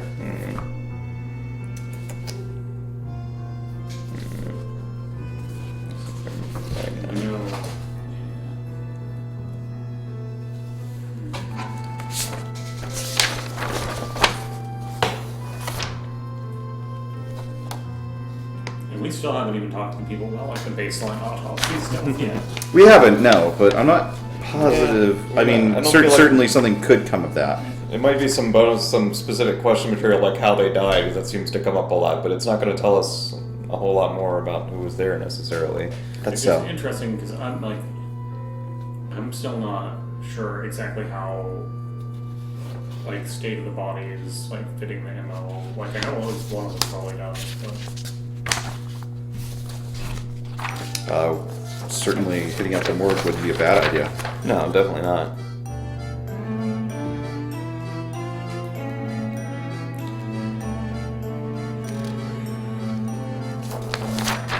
Well, Brandon, it's your turn to read. Where shall we go? I don't want to derail the intrigue train. Certainly not. But Well, I mean, there is some part of it, yeah. we did just get pointed towards the Spittlefields. That would be a direct follow up from what we just arrived What was at. this, Spittlefields? Someone who helped inspect the body would be there. The guy that found the body, I think. Oh, okay. Wait, wasn't that? Louis something or other. Yeah. Schwartz. Yes. Not Schwartz, but No. close to that. Yes. So where is this Spittlefields? Spittlefields is 8 EC. Okay. Spittlefield 2142. That's the one with lasers. I think no problem. What was it, 8 EC? Yes. Alright. Take a look. We do. He has Yeah. door pick things. We amble about in the packed hall of the Spittlefields market, and we find the young wandering merchant Louis I steal an apple. Dimschultz? Dimschultz. Dimschultz. Louis Dimschultz. His handcart is filled with herring, eels, cod, shrimp, and periwinkles, displayed over blocks of ice. He he's occupied with mixing in a few living eels with the ones that have died long ago in order to bait the client. While doing so, he chats with the inhabitants of the neighborhood, who he seems to know very well. That's when I was going with my wagon in Duffield's yard to meet up with my buddies from the club. My horse moved aside twice to the left while neighing.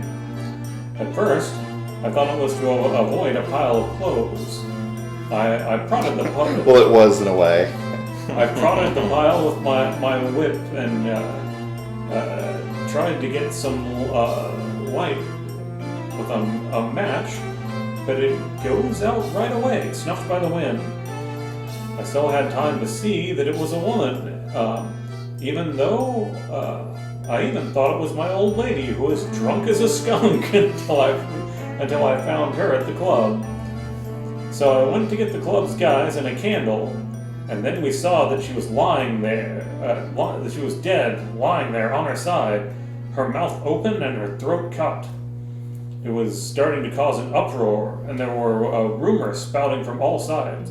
There were even people shouting, "Murderer!" So Smith arrived, then a doctor, and a battalion of bystanders. You didn't see anyone in the yard? Asks a member of the crowd with a thick Russian accent. I'm sorry, could you please read that question over again with a thick Russian accent? Thicker Russian accent? Yeah. Of course not. No, not that. No. You didn't see anyone. Was that him making fun of the Russian? You didn't see anyone in the yard. Thank you. Of course not, Vlad. You know how at the time Of you course. Also, Oh, a Dracula. Revolver Jinx. Dracula. No, he's bisexual.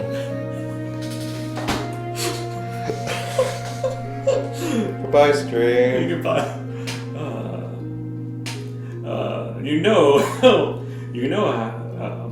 how at the time you can see just as much as you would at the bottom of a coal sack.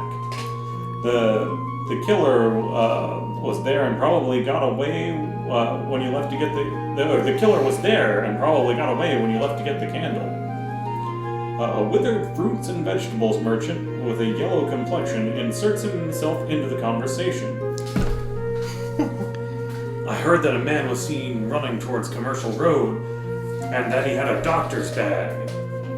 An old, toothless Jewish man takes a turn to talk while brandishing his cane. Don't talk nonsense, Benjamin. Thank you! Take a point of inspiration. I saw that guy. He wasn't running, and You're gonna kill us, Jesus. I'm waving my cane. Or brandishing my cane. Yeah, but you don't have control over that. It is waggling like a business. Well, he's an old man. You have got quite the... You're supposed to be an asset. Unless he is trying to murder us. with the time, It's true. he wasn't running, and didn't Settle down, look like Voldemort. any sawbones I know. But today, He's trying his hardest. He's giving us two voices I this was doing my paragraph. part. I was brandishing the cane. It's He was not your doing- turn! But his hands were busy with the book. I had to do it. oh, I have no teeth, and I must read clues. Barclay Lewis, you dealing with fishes?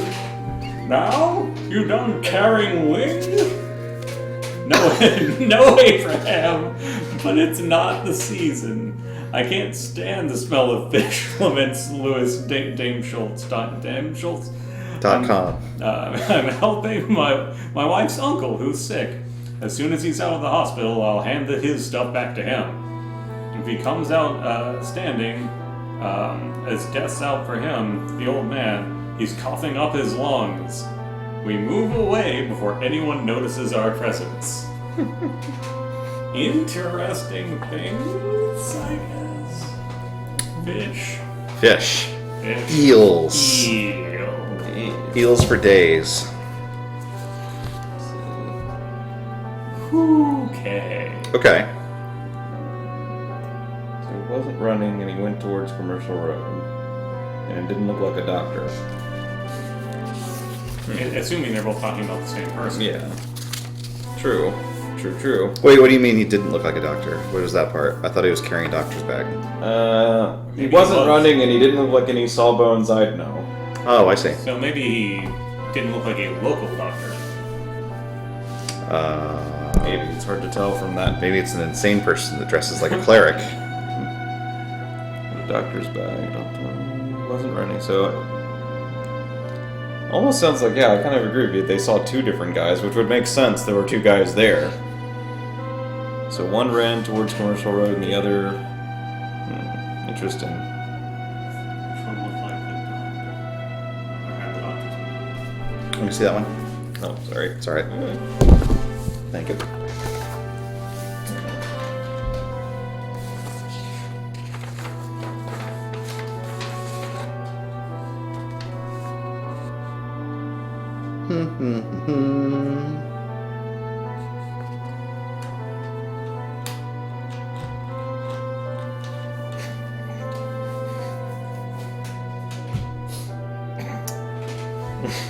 Yes, can I help you?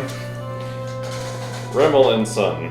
25 Wait, Charlewoods. wait, you're doing the thing again. Oh, yeah, sorry. Let the people see you. Okay. Rimmel and Son. Smile for the pictures. Rimmel You gotta be a and Son. star, don't you? Yeah. Rimmel and Son, 25 Charwood Street, Southwest Portsmouth, round trip. Every Sunday from the London Bridge at 8:55, Victoria, 9 o'clock.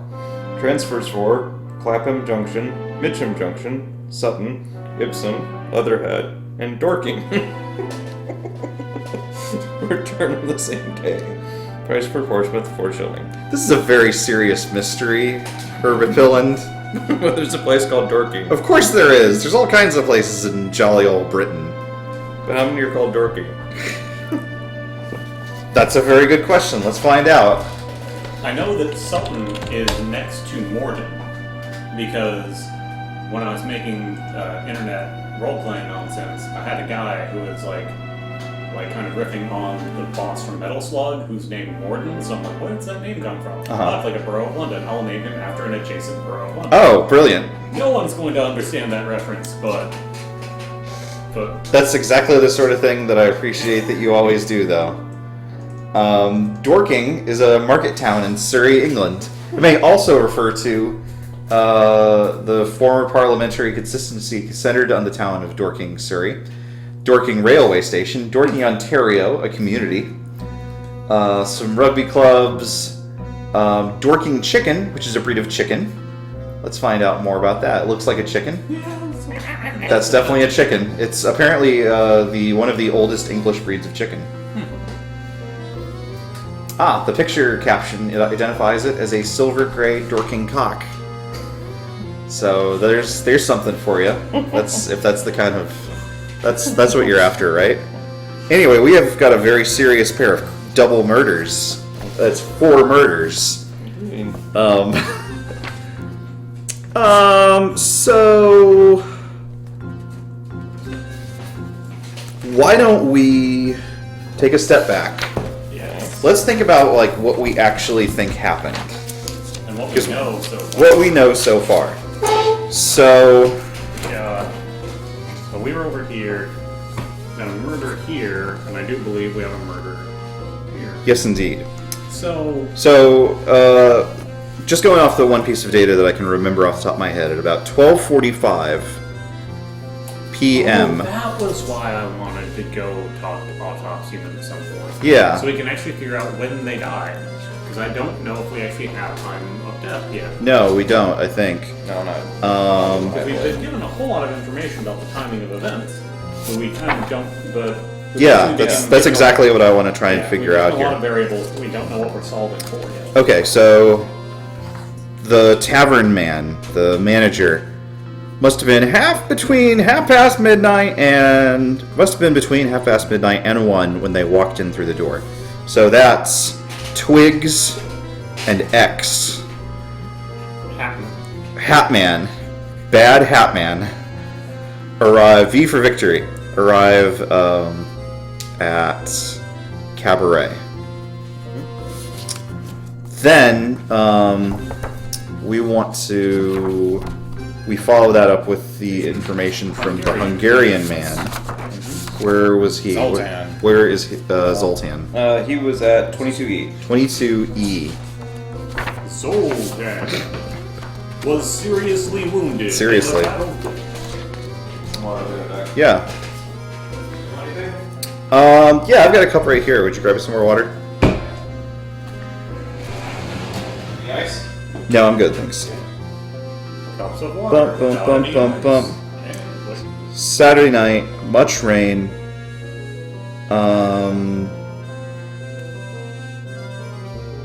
Does it say when this happened?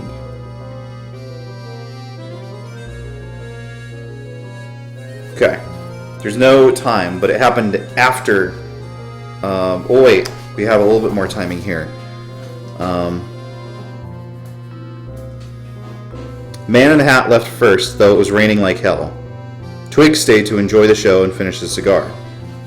So sometime after that, Yeah. Hat Man leaves. Yeah, and then that's when we see him come into frame from camera angle 2. Yeah. Twigs leaves. I don't know if it's relevant, but I don't know. It is the first man who says like the locally racist thing. Okay, so I still don't quite understand this interaction. Okay. Which one? Israel is passing in front of Burner Street in Commercial. Sees drunk man talking to a woman in front of the road, in front of the door. Pulls the woman from the yard, then throws her to the ground. Woman shouts. Israel ignores them. But then a second man comes out of the cabaret. First man continues. First man attacks the woman. Shouts Lipsky, and then leaves, or then Israel leaves. So there's no like interaction between the big burly man and the Hat Man. Which actually kind of makes sense to me. If we're thinking the Hat Man is the criminal who was involved in the thefts, he wouldn't want to get involved with a random incident that didn't involve him. Well, no, but so what I'm just conjecturing. This is just conjecture. Fair. Is if this is the one that was killed, then he like waited around for the assault to finish, and then like went, oh well, I can just kill this woman, or like stepped in as though he was like protecting her, chased off the first guy, and then slashed her throat. So I'm thinking either way, he just saw like an opportunity and I went, see. oh, I'm just gonna use this opportunity. The autopsy will tell us if that happened or not. Right. Actually. And then gets interrupted and leaves. But then he's like, oh, well, I'm in killing mode. I need to go ahead and go work this mode out. If we're, especially remember the last episode at the very end you were talking about, oh, maybe he like went into this like other personality. Maybe something about like just being in the scene of this other attack. Yeah, set him off. Yeah. Maybe. So one other thing, just before going back to the timing thing, if the first man shouts Lipsky, is he shouting it at Elizabeth Stride, as though she was responsible for murdering someone? I think didn't they say right after that it's been used to like intimidate Jewish? It's a common insult, but it's still like. Oh, here we go. Well, Yeah. Well, when he's assault, the woman looks at them, and then The woman, first man assault woman, then look at us. Oh, or yeah, okay. I'm pretty sure he's shouting that at them because he looks at them and then he shouts it. Yeah. He's basically trying to. Like pin Scare them. Oh, to like okay. Get out of here, basically. He's trying to scare. Okay, people. okay. And it That makes a little works. bit more sense. One other thing that I want to look at, where was Disraeli? Disraeli is 14 WC. 14 WC. Because the very first thing that he mentioned was something that we weren't really familiar with, But might be. but is connected to... Michael Kidney, dock worker, accused by Elizabeth Stride, had been heard before the Thames court for blows and wounds. Complainant was not present. He was released. Yeah. So Michael Kidney is a name that maybe we should follow up with, as he might be the big burly guy outside the cabaret. Could be. It could also be the Russian doctor dude, though. Maybe. Yeah, I feel like we've also seen. Haven't we seen the Hatman in the company of a woman later? Right. So that's getting back to the timing thing. We originally followed up on the Imperial Club lead, which said that a man around 1:30, the Josephs left and encountered Hatman and someone matching the description of Catherine Eddowes.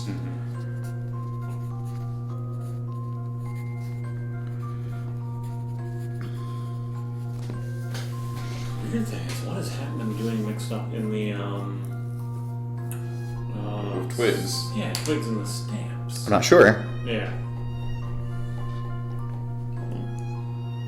Well, We haven't gone to the Queen's Head yet. we haven't yet, but I We think also have the autopsies that's starting to become. I think there's the autopsies. I think there's Michael Kidney. I'm interested in him. And yeah.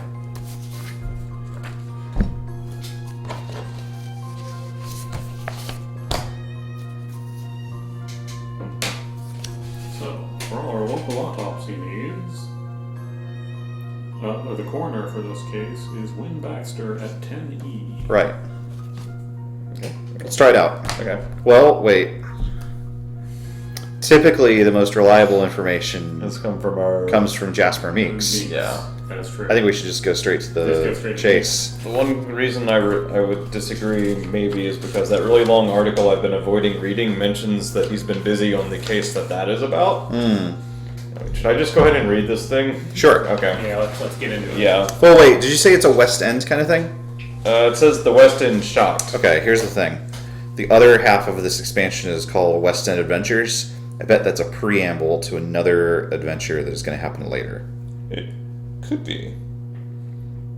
Could be.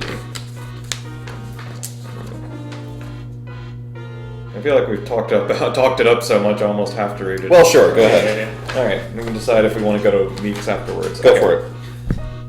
The Pimlico mystery strengthened, the West End shocked. The accumulation of horrors in London continues. The scene of the latest atrocities in Westminster, around 200 yards from Scotland Yard and of the Chamber of Parliament. The frightful discovery was made yesterday afternoon in the foundations of the new headquarters of Scotland Yard between Parliament Street and Embankment. Shortly after 1 in the afternoon, workers, opening a bag they had found hidden under one of the darkest vaults in the foundation structure, discovered the naked remains of a woman. The corpse had been reduced to a simple trunk, the head and the limbs having been torn off in a horrible fashion. The hard-to-reach area is below a fence raised in a small alley called Cannon Row. We've heard that before, I think. The difficulty in climbing down for a man loaded with such a burden is practically unsurmountable. The man must have carried his burden for at least 200 feet through a network of underground passages to an isolated corner of the foundation. There are no night watchmen on location, and anyone who can come here after work hours without being spotted. Inspector Lestrade is supervising searches in the other rooms at the foundations in case other limbs have been hidden there. This discovery brings to mind the Kate Webster case, who killed her mistress in Richmond and cut the body into pieces to dispose of it. The police and the medical team arrived early this morning in order to continue their investigation. Dr. Bond and Dr. Hebert, the division's doctor and his assistant, both arrived at 7. Sir Jasper Meeks, the coroner's chief medical examiner, must meet up with them in order to compare the trunk to the arm recently discovered in Pimlico. According to Dr. Neville, the discovery of the arm in Pimlico, which he examined as the division's doctor, is of great import. As he stated to a journalist of the Star at the time, the arm didn't belong to a refined woman. The nails were badly cut. Those of a lady would have been perfectly cut, all of them the same length, which wasn't the case here. The murdered woman must have had a pale skin tone, and the hair found on the arm was lightly chestnut. This sounds familiar, one of our descriptions. I mean, lots of people have brown hair. True. But she matches a lot of the other things too. Pale skin, chestnut hair, not a woman of refinement. One of our victims matches this. I don't remember which. I think Long Liz. Long Liz had blonde hair. Oh, did you? Yeah, chestnut is Hatman's Oh. hair color. True. Okay. Judging by the elasticity of the skin and the tension of the muscles and tendons, the arm must have been that of a woman at most 30 years of age. When Dr. Neville examined the arm for the first time, he estimated that it must have been separated from the body about 2 days earlier, which could give the dismemberment an approximate date of September 9th.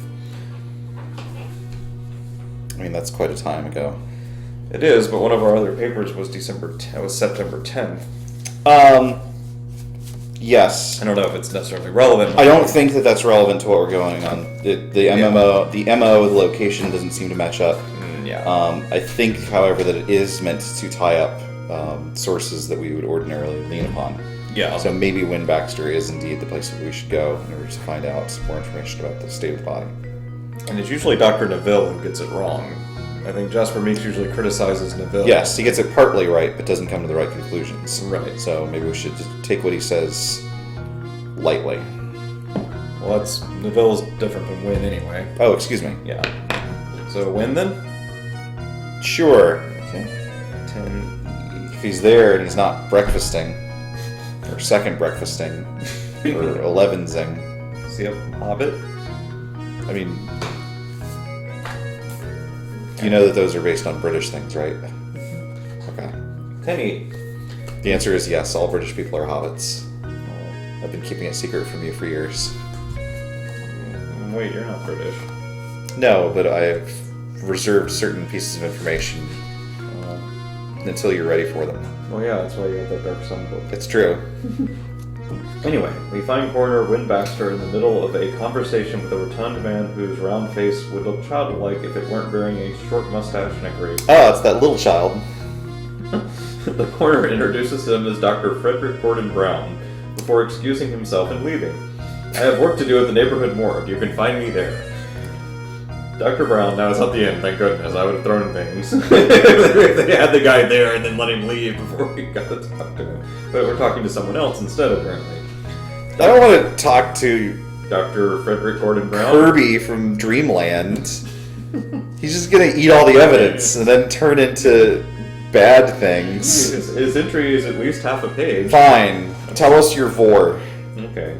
Dr. Brown, talkative, despite being obviously exhausted, agrees to give us a detailed report of the autopsy he performed the day before. Please give us this in an exhausted voice. That won't be hard.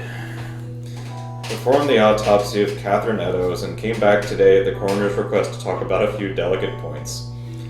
This woman was mutilated with unheard of violence. Oh boy, it's one of these entries. Why do I always have to read these? Didn't I read some of them? You might have had to read them. No, I think I know I read the last one too. Oh, I think you can. You read the violence. I read the depressing poverty. Yeah, Yes. that's true. You read the horror. Well, you can address it with as much tact as you can muster. All right, I will attempt to do so. Yeah. All right. The man who did this must hold a visceral hatred towards womankind unless he personally knew the victim. Can you give us your conclusions? Of course, but I need to do it quickly as I must head back to the hospital. Walk me to I have to go to sleep immediately. I'm too fat. Walk me to my carriage and I'll tell you about it on the way. We hurry our pace. Wyvern Slayer asks, did Victoria just join the game, having heard inhuman violence? He hasn't done anything like that in a long time. Oh, yeah, he's due. He's bound. Actually, no, that's not true. He completely destroyed that poor golem and its master and Uric. And then slept in the remains. Well, He nestled up in it like it was a in the wampa. remains. He slept in the same room. Oh, I thought my dad smelled bad on the outside. That's hardly the same thing. Jeez. Anyway. Oh, I love it. I love blood. We hurry our pace to follow Dr. Brown's long footsteps.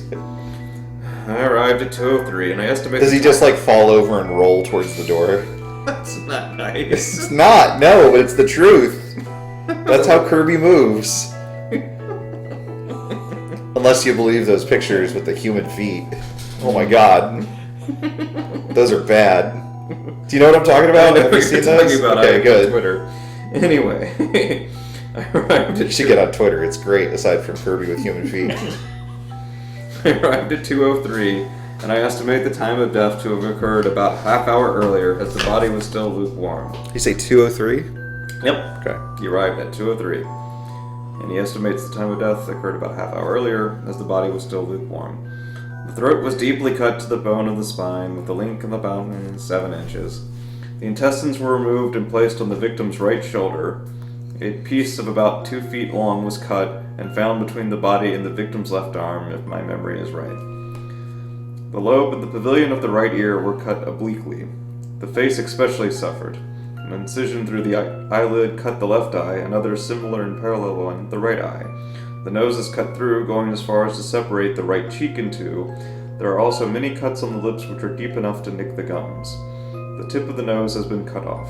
The skin of the cheeks has been partially peeled by knife blows in places to the bone, and I've seen 2 contusions on the left cheek. The abdomen is completely torn open from the sternum to the pubis, from a single incision going from bottom to top. The liver was stabbed before being cut twice. The crotch, pancreas, left renal artery, and peritoneum wall have been slashed. The uterus That's my favorite Chalice dungeon. The uterus was taken by the killer, but there's about half an inch left attached to the body. Left kidney was more carefully cut and is also missing. It's real carnage. The point was to savagely mutilate, and it's the work of a madman who must have been in an incredible state of hysterical trance. I've noticed no secretions on the thighs. The victim probably wasn't abused. We reached the street where a 4-wheeled carriage is waiting for him. What about the murder weapon? It was a very sharp knife whose blade measures roughly 6 inches long. A straight blade, not a curved one like those used by the butchers from the slaughterhouses. Do you know who performed the autopsy of Elizabeth Stride? The doctor gets into the carriage whose driver whips the horse without waiting. Yes, it was Dr. Phillips, answers Dr. Brown from his window. Well, so that actually, I think, reinforces my theory. This is a tremendous work of bloody carnage, but it doesn't fit with the victims that we've seen thus far. It's a very different kind of thing, and in fact, it fits very much with the madman that we've learned about in this episode. But it was Meadows was seen over here, right? Meadows. Which one is Meadows? Eddowes, sorry. The one where Was that for Eddowes? That was for Eddowes. Oh no, I thought that was for Stride. Yeah, no, Stride was done by Dr. Phillips. No! Yeah, so this was the one that we were just talking about, the one that was last seen over here at least. Okay. Well... Which unfortunately the only man we've linked to that is Hat Man. Just so. The ears was mentioned in the... So now, but now I gotta, you did mention ears, but also I will say that, oh, you want this one. But it'd be very interesting to see what the autopsy for this one. Yes, absolutely. Yes. And see if that matches up. So shall we find Dr. Phillips? 100%.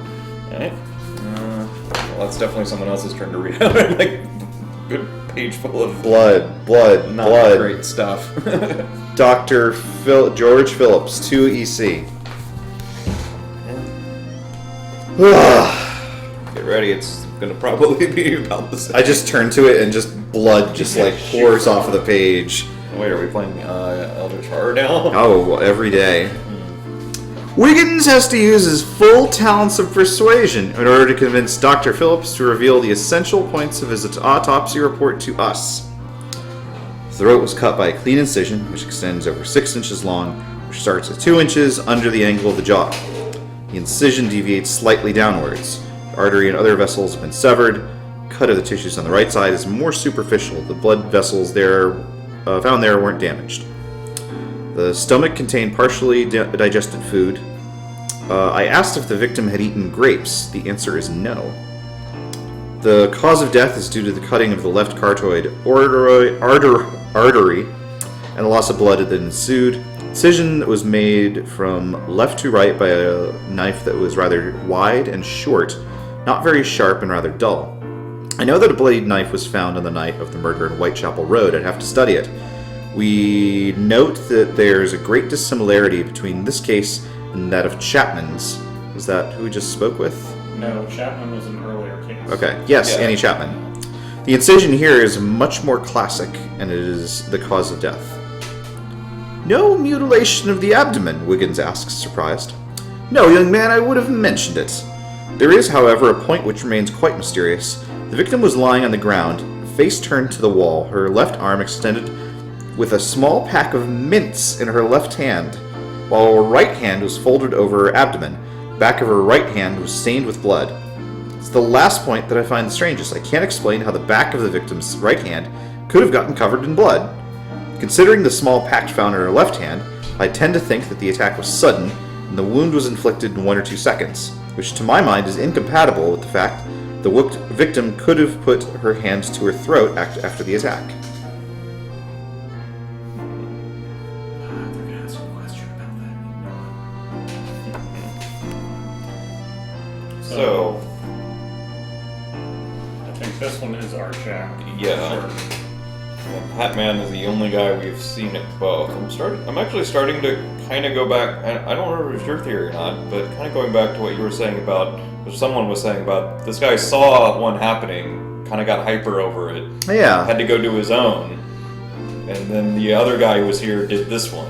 That's so different. Yeah. I would recommend that we speak with Michael Kidney? Kidney?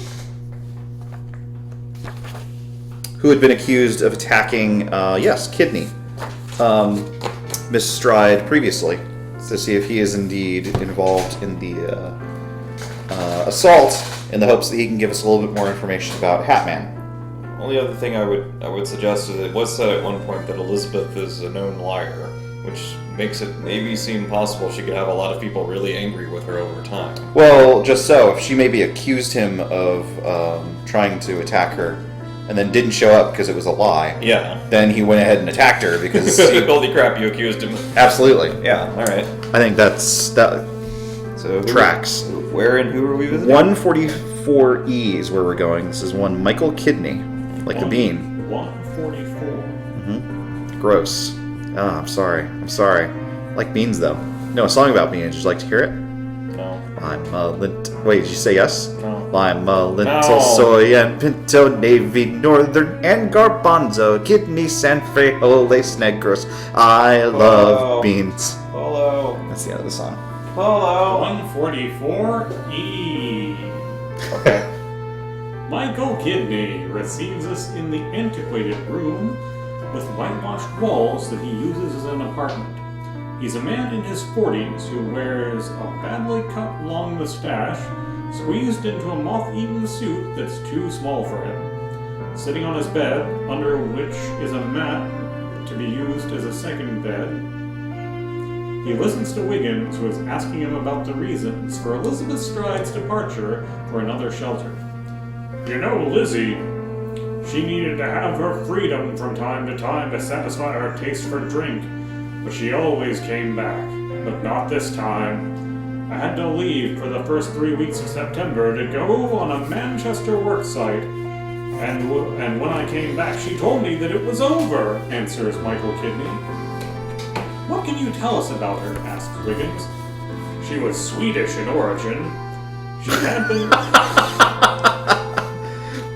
Bork.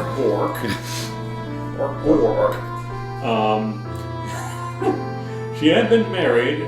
Her husband died in the Princess Alice shipwreck. I've heard Princess Alice somewhere. Yeah, like the pub. Funny, huh? Well, that's where I heard it. Yep. You remember that ship which collided with a coal ship about 10 years back?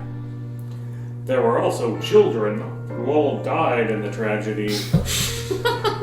Thanks. Yeah, it's a Brandon turn. Yes. Well, they would have caught syphilis eventually. Or lived in abject poverty forever. There were also children who all died in the tragedy. She was her family's sole survivor and had a scar on her face as a result of the struggle to survive it. Another panic A passenger... lot of times I will have a difficult time and a scar will simply just manifest. Another panicked passenger had given her a kick in the mouth, which explained what she called her lack of oral roof. She always exaggerated a bit. Do you have any idea who could have wanted to harm her? No. Otherwise, I wouldn't be here telling you about her life. Someone will have to catch that ripper.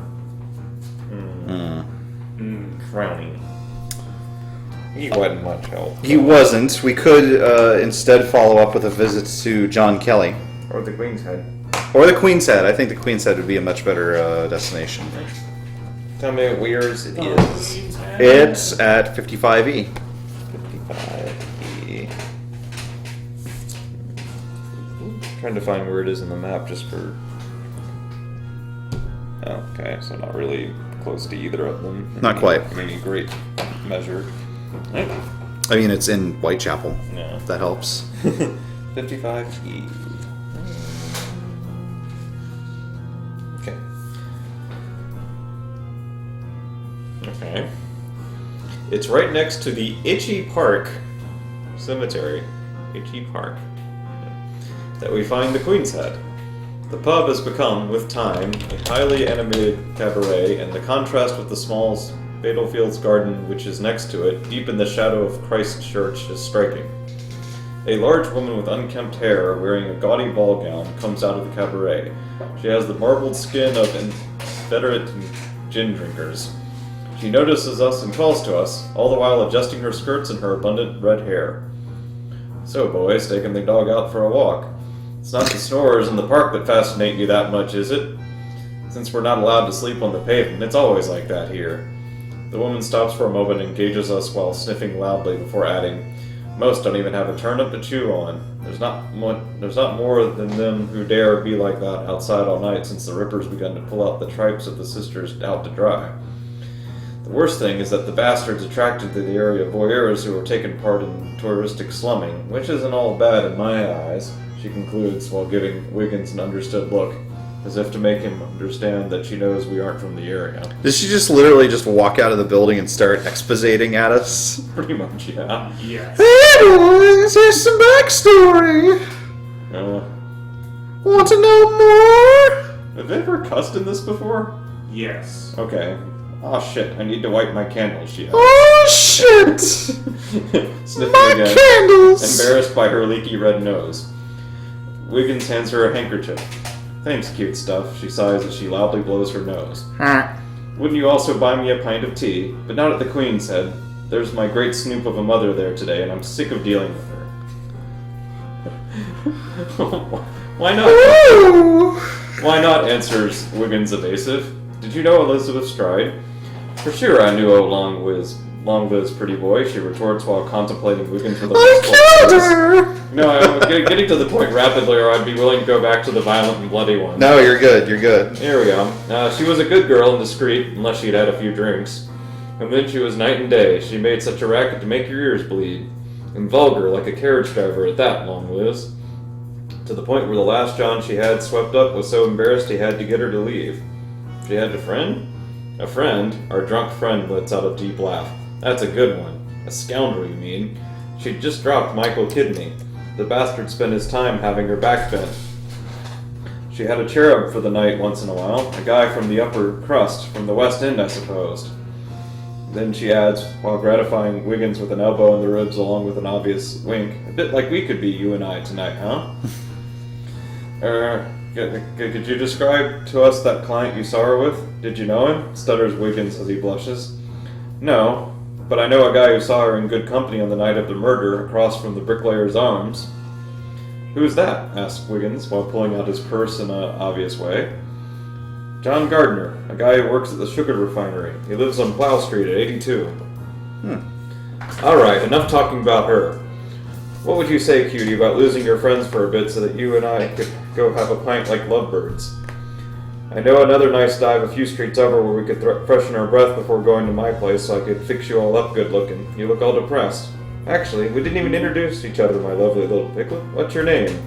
The old prostitute tries again to give Wiggins an elbow to the ribs, but this time he avoids it by taking a step back.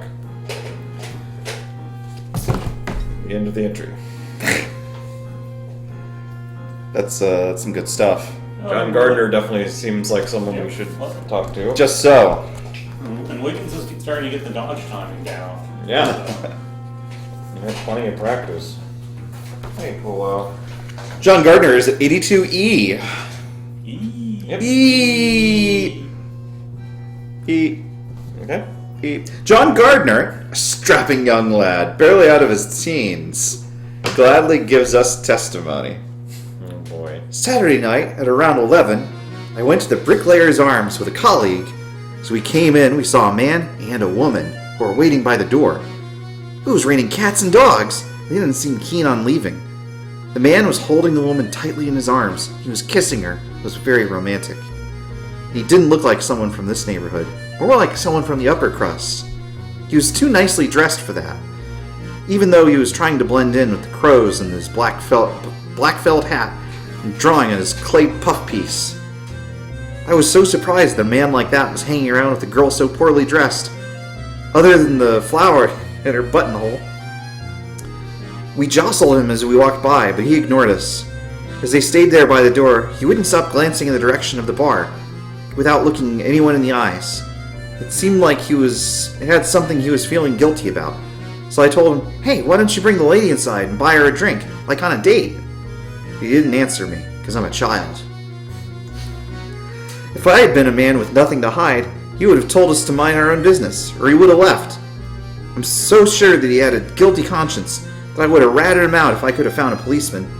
When he had taken enough of our jeers, he and the woman took off, slightly after 11.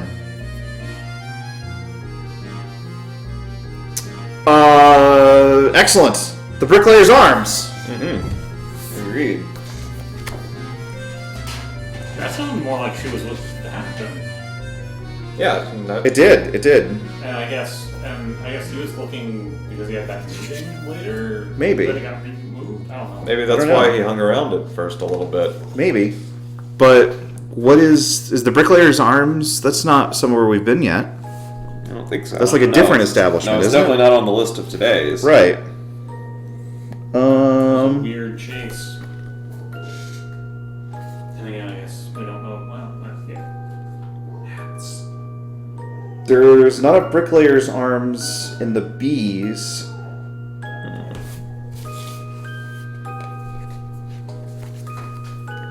Nor did I see it under inns, which is usually where I look for that kind of thing. Interesting. Can we look back really quick at 55E?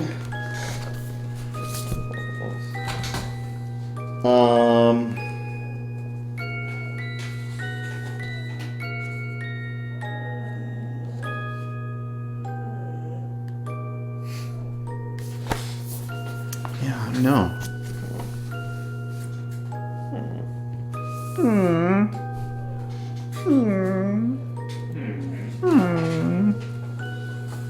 Bricklayer's Arms. Bricklayer's Arms. Pretty straightforward.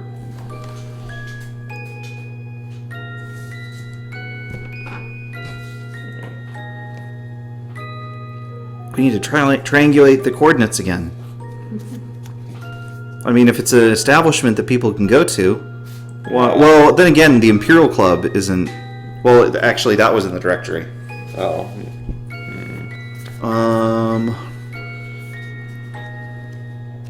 That's weird. Brick. Maybe we're just not supposed to go there. I don't know.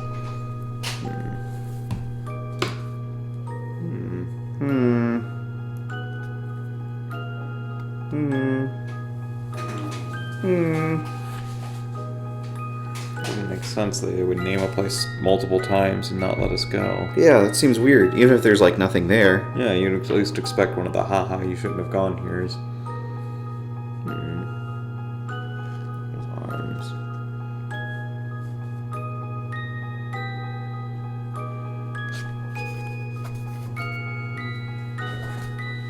You could try to triangulate its position. It could be like the yard that had sublocations. It could be that there's a sublocation thing going on. Maybe that seemed really unique, though. Like nothing else had like told us to like Yeah. find those things. That's true. What about?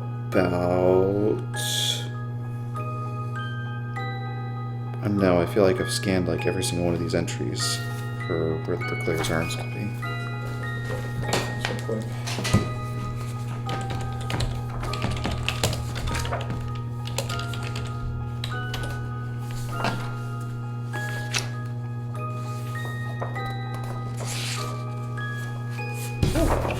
Apparently I've been here. Oh, excellent. Apparently I've been knighted. Oh, congratulations. Is that not what it says? Am I crazy? Oh, yeah, that's you. I've been knighted. Congratulations. Alright, awesome. You did it.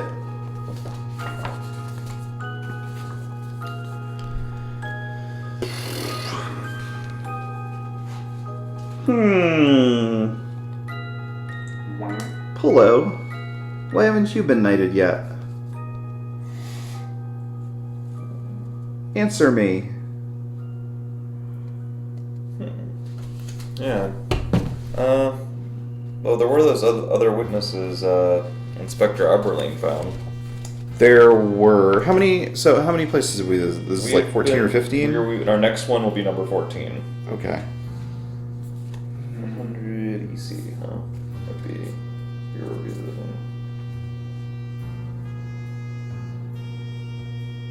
The first, William Smith, saw the victim from Burner Street, Elizabeth Stride, in the company of a man shortly before her death. Oh, we should definitely speak with him. The second arrested Catherine Eddowes, George Simmons, arrested Catherine Eddowes for public drunkenness and brought her to the brigade shortly before she was killed. I'm also pulling my hair out with conflicting testimonies about the murder of Elizabeth Stride, which that fits. There were two guys over there, and the thing doesn't make sense. Let's talk to the Smith. Right, William Smith. He is the fellow who saw the victim, Elizabeth Stride. So it just says his name, so I'll have to look him up.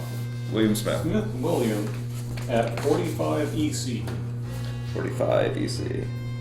I think it's actually Brandon's turn to read, right? Oh, alright. Right? Yes, I think you're right. Yes. Excuse me, Sir Brandon's turn to read. 45 EC. Yep. Already told about the legitimacy of our investigation by the superior, Inspector Aberline, Constable William Smith cooperates and answers our questions. Yes, I did see the victim in Burner Street during my patrol on the night of the murder, around midnight. She was in the company of a man who was holding a parcel roughly 16 inches long by 8 inches wide in size. He must have measured, by my estimation, about 5'6". He was wearing a felt hunting hat with hard edges, dark in color, and his clothes were also dark in color. He had an overcoat, but it seemed to me that he was well dressed. How old was he? Asked Wiggins. I'd say in his 30s. Did you see his face? No, I didn't see his face, but his appearance was that of someone respectable. I noticed that the lady was wearing a flower as decoration. How long does a round on your beat take? A half hour. When I got back to Burner Street, I saw a crowd gathered there in front of the Socialist Club. People were shouting police and murder. That crowd, it was the people from the club? Yes, it was packed in there. They were singing joyful songs in Russian and German on my previous passings. I remember because we could hear them well. The club's windows were open despite the rain. Thank you, Mr. Smith. I think I have an idea what might have happened. A little bit more, at least. Okay. All right. I think Catman was planning on killing Longlegs. Okay. But then this other fellow who was there actually literally stole Yes. his kill while he went in to meet with Twig. Yes, that's exactly what Because happened. remember, he went in alone. Yeah, But he was with a woman right before in almost exactly the same area. that's exactly what happened. So I went there for one, dropping off the package, whatever that was about, and fiddled around with that. And while he's outside, dude walks up, buys some grapes, sees the woman there just kind of hanging around, and something happens between them that triggers him killing her. Oh, right, there are grapes. And then Hatman comes back outside. He's like, well, he sees that happening. He's not willing to intervene. He doesn't care. He doesn't kill her anyway. He's probably really bothered by it, though, which is why he immediately goes and finds A replacement victim. But going off of what Holmes suggested, if that's the case, this is the one that might have a mistake since it was the rushed one. And I've read a lot of these now, but didn't it feel like to you guys this one was even more crazy pants murder than the other two Yes. even? The one that the real killer. Yeah, the one that the real killer did. The one over Yes, here after yes, he was it did. spoiled. It was a lot Maybe more... because he was frustrated. He had to hold it in more when he thought he was about to, Sure. Let loose. Yes. Unleash the beast. But he had to take a whole extra hour or so to find a new victim and prepare for that. Shall we try to solve the case? I would like to talk to the other fellow, George Simmons, because he arrested her right before she was killed. Yeah. I also still feel like I have no idea who that first murderer. And true, we have no idea who the first murderer, the actual murderer over here was. Also. No, it was the crazy Russian doctor guy. Okay, well, I'm willing to go with that, but we don't know why the back of her hand was bloody.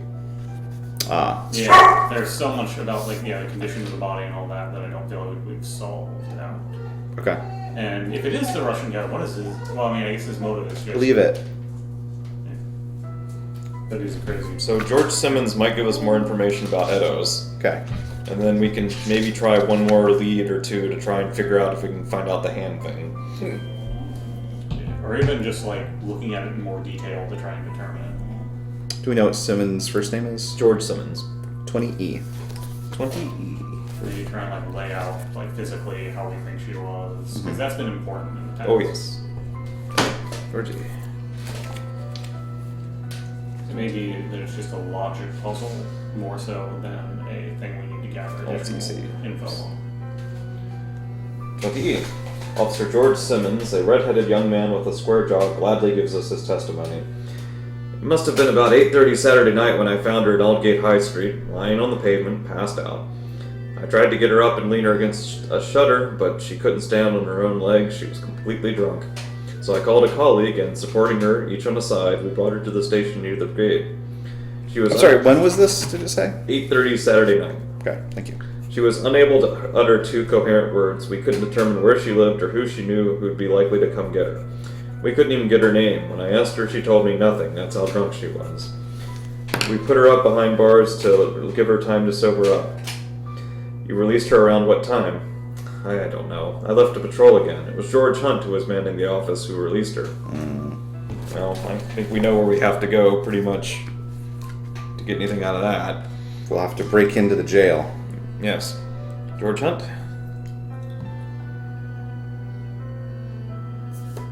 Or the Thames Brigade? Thames Brigade. Thames.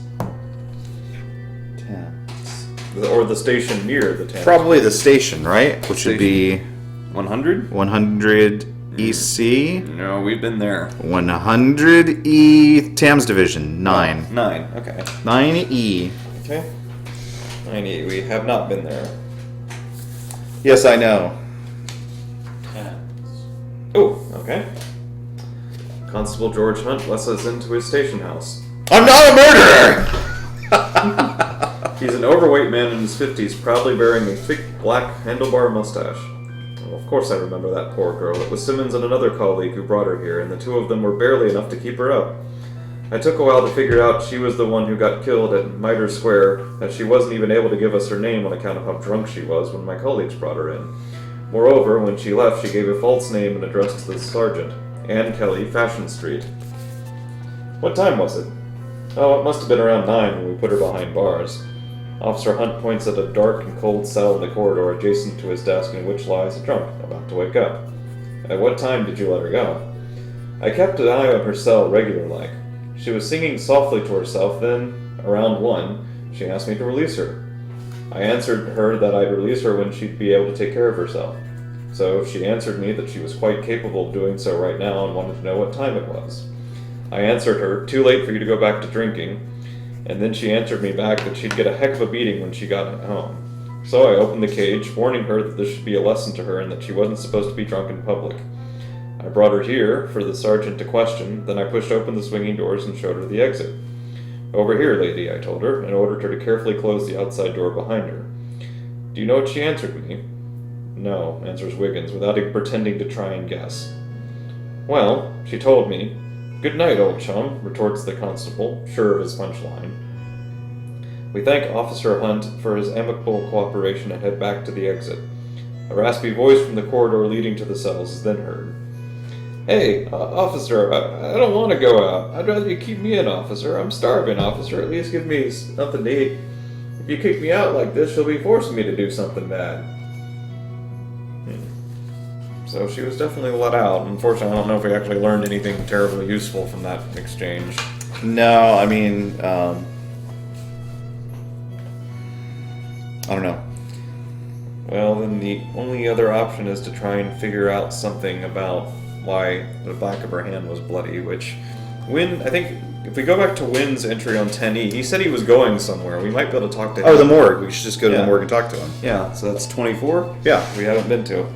Alright. Let's go. 24 E, right? Yep. Okay. Morgue. And then we might call that our last one. We head to the morgue and find the coroner. I'm not a murderer! He protests. An officer on location who was making his rounds discovered the piece of Catherine Eddowes' bloody apron. Killer took it to wipe his hands. It was 2:55, and the constable then noticed the inscription on the wall above him at the entrance of the Wentworth model dwelling stairway. I'll ask you to be discreet and not talk to anyone about this graffiti. It could cause new trouble. That's actually the reason why Superintendent Arnold had it erased as fast as he could.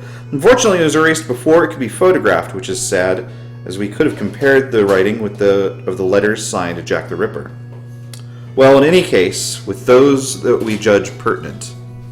No matter, going by the place at 2:20, the officer didn't notice anything, and is sure that the apron wasn't there then. However, he's not sure about the graffiti.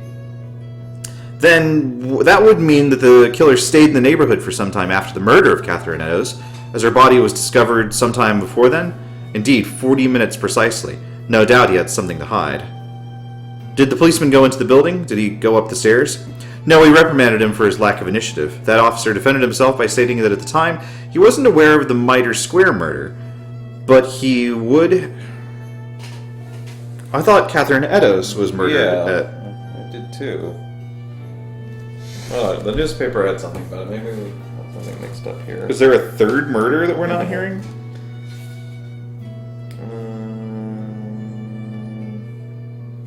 No. No, one was found dead at... Long Liz was found dead at 114 Burner Street. Yeah. I mean, that's in the newspaper. Right. So...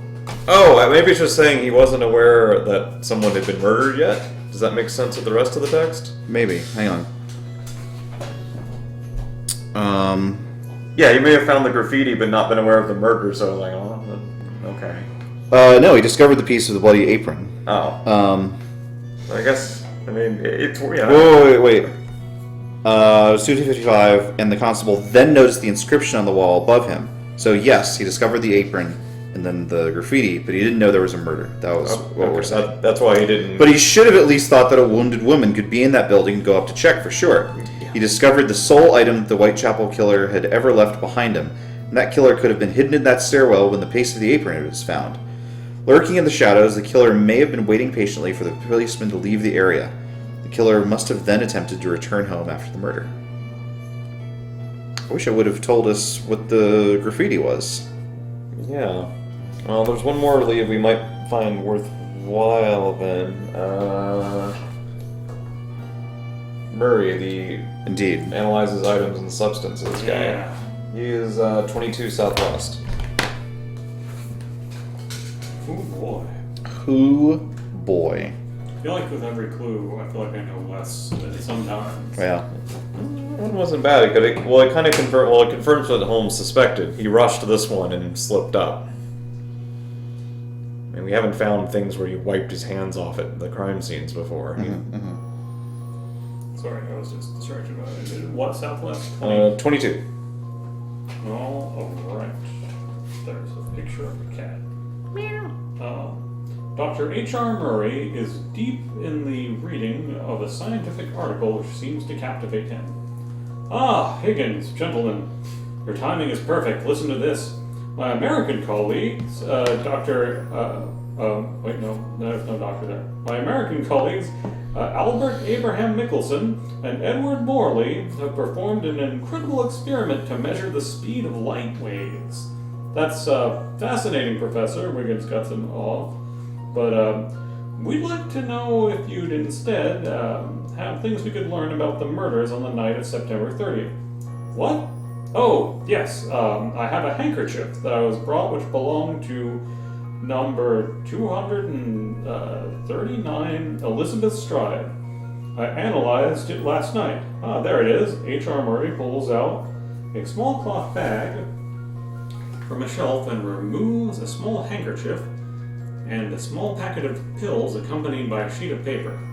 On the handkerchief, there is only a few traces of fruit, red grapes of the Vitis vinifera variety, a table grape, and the pills are mint lozenges meant to freshen the breath of smokers.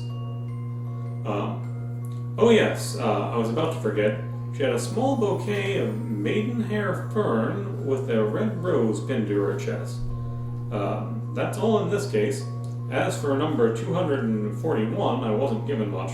Murray pulls out of a counter a rattan basket containing clothes and another cloth bag from the same shelf, accompanied by a sheet of paper covered with his writing. He gives us a inventory of what was given to him the day before, adding his expert comments. Catherine Eddowes was wearing a black jacket with an imitation fur collar covered with blood on the right side, a black straw bonnet decorated with velvet and glass beads, a dark green dress with floral motifs stained with blood, torn and ripped, mostly at kidney height, no underwear and no corset. In her pockets, 2 clay pipes, a comb, a metal case containing tea and sugar, a handkerchief, a box of cigarettes, a mitten, a matchbox containing cotton, a combed ball of yarn, 5 pieces of soap, and a table knife. I was also given a white apron which must have been tied around her neck, extremely dirty and torn. A scrap of cloth found at Goulson Street by a policeman on the night of the murder was actually a piece of the same apron. I found long streaks of blood on it. I was also brought some items found near the victim. 3 metal buttons, a thimble, a white metal mustard pot containing 2 tickets from a charity pawn shop. I almost forgot. 2 receipts in one of her pockets for items, including men's boots from a pawnbroker named Zebediah. There you go, gentlemen. That's all I can tell you. What was the street? Goulson? There it is. Wilson. So, He left here, he went this way. How is it that he was so careless as to bring a scrap of her clothing several blocks away? well, If he was bloody and messy, it may have even been stuck to him without him noticing. It would have been stuck to his shoe or something like that even. I mean, if we're buying the theory that he was completely he not also up seems to form. Yeah, he's also, takes organs. Yeah, that's true. And he didn't take them this time, he just kind of arranged them a little bit. Right. I think he still took some. There's a kidney. Oh yeah, he did take the uterus, unfortunately. And a kidney. Yeah, and a kidney. Yep. So... Well, we don't really know about the back of the hand thing necessarily, but I feel like everything else we probably... It's also very late. Yes. Mints. If it's very late, that's good enough reason. Let's go. Let's see what we got. Get ready to get solved. I definitely do not feel like I know what happened. I feel like we have at least some idea. We're not completely in the I dark. feel... I also know that at some point I will stop being late. Yes.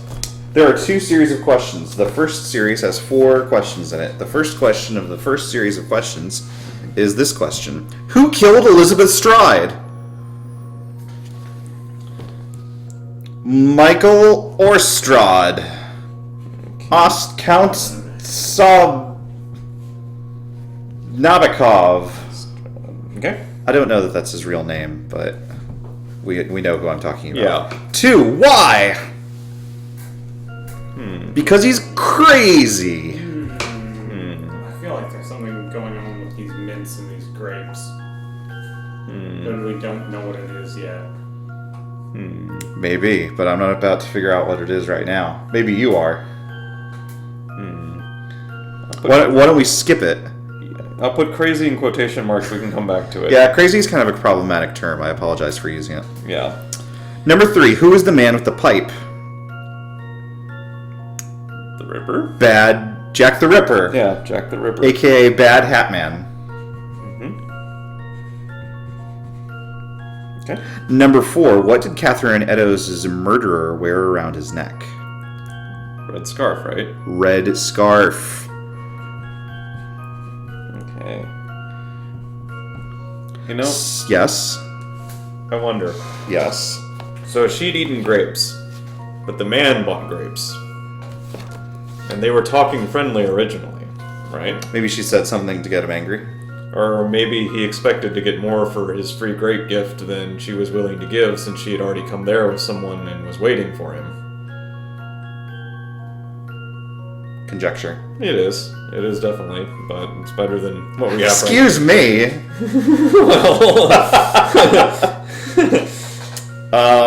Yeah, I'm not sure. I don't know. Okay, we'll put crazy / Angry. Crazy / angry. angry that grapes weren't enough. Or maybe he wanted to smoke or something and she wasn't willing to try. Well, hang on. Let's Yeah. backtrack really quick. Okay. Because there was a lot of information given in that area about that dude. There was, but let's go to what we were. Jeez, look at all this. Look at all this information that we didn't come across. Yeah, that's a heavy book, but Yeah. then we went to like 18 places. I might spend the night just flipping through it. I don't know if that'd be good sleeping material. Yeah. Israel passed in front of Burner Street Yard after Commercial Road. He see drunk man talk woman in front of door. Man pulls woman from yard, then throw her to ground. Woman shout 3 times, not loud. Israel thinks dispute, keeps walking along. Israel sees second man, him look and smoke pipe. He come out cabaret, Fairclough Street. First man assault woman, then look at us, shout Lipsky, fear trouble, then leave. Right? That's the scene. Yeah. So he was drunk, supposedly? Drunk, crazy, angry, doesn't like women. Drunk, crazy, angry. Yeah. Okay, well, I'll cover most of those. It's kind of vague, but it's all we got. That's 4 different answers. So here's the second series. Maybe Brandon will suddenly think of what the answer is. Okay. Excuse me, Sir Brandon. Yeah. Number 5. From among the names quoted by Aberline, which ones were wrong by claiming to have recognized Elizabeth Stride? Let's just flip back to 100 EC. We'd have to like compare heights. William Smith and George Simmons. William Smith saw the victim from Burner Street, Elizabeth Stride. Mm-hmm. George Simmons didn't have anything to do with him. Yeah. In addition to William Smith's, we have that of James Brown, the hardest working man in bootmaking. No, excuse me, he's the worker that we didn't talk to. William Marshall, who we didn't talk to, who was a bootmaker, and Israel Schwartz, who we did talk to. So we don't have enough information to answer that question. Hold on. What was the question? From among the names quoted by Aberline, which ones were wrong by claiming to have recognized Elizabeth Stride? By process of elimination, let's call it the other 2 since we didn't talk to them. Because we know the information we got Sure. from the others was correct at least. So Yeah, we have a little bit. It's So definitely either one of the 2 or both of them. Let's say let's say both since that's the Why only- not? What were the names? James Brown Okay. and McBooterson. I tell it like it is, man. You got to laugh about a town named Dorking. True. Let me have my fun. Okay. But you're not even laughing. I never laugh. I'm very serious. William Marshall is the name of the bootmaker. Okay. Are you ready for question number 6? Sure. Or 2-2, as you may call it. Which main road did Catherine Eddowes' murderer flee? Ah, we know that one. Cool. The Ghoul Road. Yep. And finally, number 7, who wrote the Dear Boss letter? Maybe we should have gone to the newspaper after all. Maybe. Let's see. I feel like we're chasing enough leads already. Yeah. Jack the Ripper! You could say that. But this implies that there is a different answer than Jack the Ripper, Yeah. which I had not really thought about until they asked us this question. Yeah, it didn't help that I think I remember the real one did send a letter. Yeah, I thought it was just flavor. Yeah. see. This isn't pertinent at all. It's just a communication from the murderer. Why would we investigate this? Let's see. I don't know. I don't have a single... We'll put Jack the Ripper. Yeah, we will. We got nothing else. Get ready Get wrecked. to by guess. Holmes. Yeah. Well, that always happens. We've barely set foot in the living room at 221B Baker Street when Holmes begins his discourse without a glance at us. 2 murders in the same night. Could that be coincidence? If they were from the same hand, Jack supposedly could have been surprised during his first murder and would have gone out to look for another victim to staunch his thirst for blood and violence. Did Jack have the time to go from Burner Street to Mitre Square between the 2 murders? Yes, there was almost an hour between the 2 crimes. And despite the police's efforts, Whitechapel abounds with dark places and deserted alleyways, a real maze with just as many escape routes. Conscious that he has our complete attention, Holmes continues. As much as the murder of Catherine Eddowes effectively leads us to Jack due to its savagery and the missing organs, the clues tied to that murder remain equally slim in allowing us to catch him. His luck continues to hold, and his escape through the north of Minor Street allowed him to disappear into darkness. Wiggins lets out a resigned sigh. Holmes lights his pipe and then draws a few puffs before continuing. Everything in Elizabeth Stride's murder was different, actually. No mutilations. Lack of time, intervenes Watson for the first time, acting near a noisy and busy area. The yard itself had enough dark corners, such as in Mitre Square, objects Watson. It's the only crime to have taken place to the south of Whitechapel Road, in a slightly more off-centered neighborhood. At a reasonable distance on foot from the other murders, continues Watson, smiling. The scene which precedes the murder. The assailant cares little about witnesses, 2 in this case, which is unusual for someone who knows he'll commit a crime. Jack has been, since the beginning, a killer of opportunity and instinct. He meets an isolated victim, gives in to his impulse, and acts discreetly and quickly.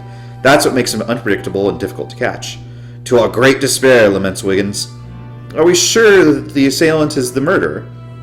We're unfortunately sure of nothing. But considering the short time frame given by the policeman, it's quite unlikely that Stride has met 2 assailants in a row. Stride doesn't seem to want to work the streets to prostitute herself, but rather to get her hands off on a well-off man, in this case Quimby, the man with the pipe. What? Has anyone heard the name Quimby before? No. Okay. This is where Quimby's testimony gets our attention on the use of a single word, Lizzie. Or Lipsky, if Schwartz is to be believed, smiles Watson. The mind hears what it can conceive of, and unfortunately Schwartz doesn't have a sufficient mastery of the language for us to be sure. Quimby remains a much more reliable witness. Reliable like someone who goes slumming in the East End? Note that I didn't say honest. He didn't mention to us his little contraband and deals that finance his extra-conjugal affairs without his wife knowing. Why does the word Lizzie have such importance, Watson wonders. It's very simple, because it means that the assailant knew the victim. And in that case, there was a reason to investigate the victim's past, unlike in the other murders. And paying attention to her former companion, Michael Kidney. He's the murderer? Asks Watson, surprised. Well, she had just left Kidney. He probably followed her all night, which told him that she had started seeing someone else. He took advantage of the moment when she was alone to try and convince her to come back home. Stride didn't seem to look like she resisted the assault much. Why didn't she call out for help or shout if, at the bottom of her heart, she knew the nefarious reason her assailant was there? She had enough time when she was in the street. Once all the witnesses had gone, the 2 began to explain themselves in the yard away from everyone's gaze, and Kidney killed her in a fit of anger. Why were there traces of blood on Stride's wrist? Kidney checked her pulse once his rage abated. Once he realized what he had done, he fled, actually hoping that the crime would be attributed to the Ripper, who was terrorizing the neighborhood. Luke stumbles into the living room, out of breath. Ugh! I've got some bad news, boys. Quimby just hung himself in his attic. It's indeed bad news for accusing Kidney. Holmes takes the time to draw a few puffs on his pipe before continuing. But we now have an advantage over Jack. We know that Stride is no longer to be taken into account on the list of victims. What he doesn't know could lead him to his end. Grumble. What on earth? Holmes solved the case with 9 leads. Aberlane, Coroner Baxter, Constable Smith, Tanner, Apartments on Flower and Dean, Langdale Pike, Bagatelle Card Club, Kidney, Mitre Square, Imperial Club. His score is 100 points. We start at negative 45 for having too many leads. Damn. Yeah. I can't believe how far off we are. Yeah. Who killed Elizabeth Stride? Well, it was Michael Kidney, it turns out. Yeah. Nothing for that one. The answer for number 2 is that it was a crime of passion. We put crazy, angry, drunk. No. Who's the man with the pipe? Nope. Edward Quimby. How do we... That was the guy we were even looking for. We were looking for the guy who did the contraband stuff, and somehow we went in a circle around him I guess so. and just never But we caught did nail that he wears a red scarf. That's 15 points. Okay. Wait, that question was who killed, that was the question for who killed, Eddowes. No, it was just who was the man with the pipe. Wait, excuse me. Yes, you're absolutely correct. What did Catherine Eddowes' murderer wear around his neck? A red scarf. Okay. Maybe those... You know what? That was actually the only time we ever heard him described with a red scarf, despite that being probably a very distinctive... And you know what? He was described wearing a salt and pepper jacket. That's not a dark overcoat. Yeah. We completely goofed. Yeah, well, we just ran out of time, because we could have, like, one of the things... We could have thought more about this. Yeah. One of the things I wanted to do was, like, actually get down the profiles of, like, here's what every person was wearing. Yeah. So I could break it down, but, like, I feel like if we wanted to solve this case, this would have had to have been our first two-parter. Yeah. Maybe we should do that for the last one, or at least consider doing it for the last one. Oh, maybe. Jeez, I don't know. Although we hit 18 leads on this one and still... Anyway, We could also start earlier if Yeah, you guys let's have go. time. Let's go to the other questions. Who, from among the names quoted by Arbeline, which ones were wrong by claiming to have recognized Elizabeth Stride? Well, as a matter of fact, it's Brown and Marshall. Hey, we 10 got points! We got it from process of elimination. It's true. Well, we guessed. No, it was process of We elimination. made it. Well, it could have been one or the other. Yeah, but we at least narrowed some of it down. We definitely did make a good guess. Yes. Goulson Street is, of course, where Eddowes' murderer fled. That's another 10 points. Okay. Who wrote the Dear Boss letter? Well, it was a man named Frederick Best to increase sales of the Star, which is a competitor for the Times. Maybe that's why we got the star this time. Right. That's literally, yeah. Well, we clawed our way back to negative 10. All right. Justice! That's about how I felt today. Negative 10 sums it up pretty good. Man, I felt really good Yeah. about, like, oh, it's clearly that crazy doctor. We didn't. But we I didn't catch that they were. I fell for the red heron. Yeah, we didn't catch that it was different people until it was too late. Oh, man. He's such an intriguing character, but the evidence... That's exactly what the problem is. Yeah. As I hooked into this, like, oh, man, well... In retrospect, we should have been much more suspicious of the fact Jack the Ripper was also involved with a theft of postage stamps. Maybe. Why didn't any of us, like, really, like, think? I don't We were know. just so excited to read things. I think we might just still be rusty. It took us a while to get the hang of it the first time. Maybe we're just bad. We might be bad. Maybe too. we're bad investigators. We were bad boy detectives. Well, I mean, to be fair, I'm used to playing an investigator who has detect magic and Yeah. detect Well- thoughts. Well, goodness gracious. Still wasn't our worst score ever by a It's- long oh, shot. no, certainly not. It's actually probably in the top 5. How dare you? Well, good game regardless. Next week is the last case in the Jack the Ripper Quartilogy. I think we could probably manage it in one night. Maybe we can spend a little bit more. Maybe we can get started a little bit earlier or something like that. I should be available. Yeah. Yeah.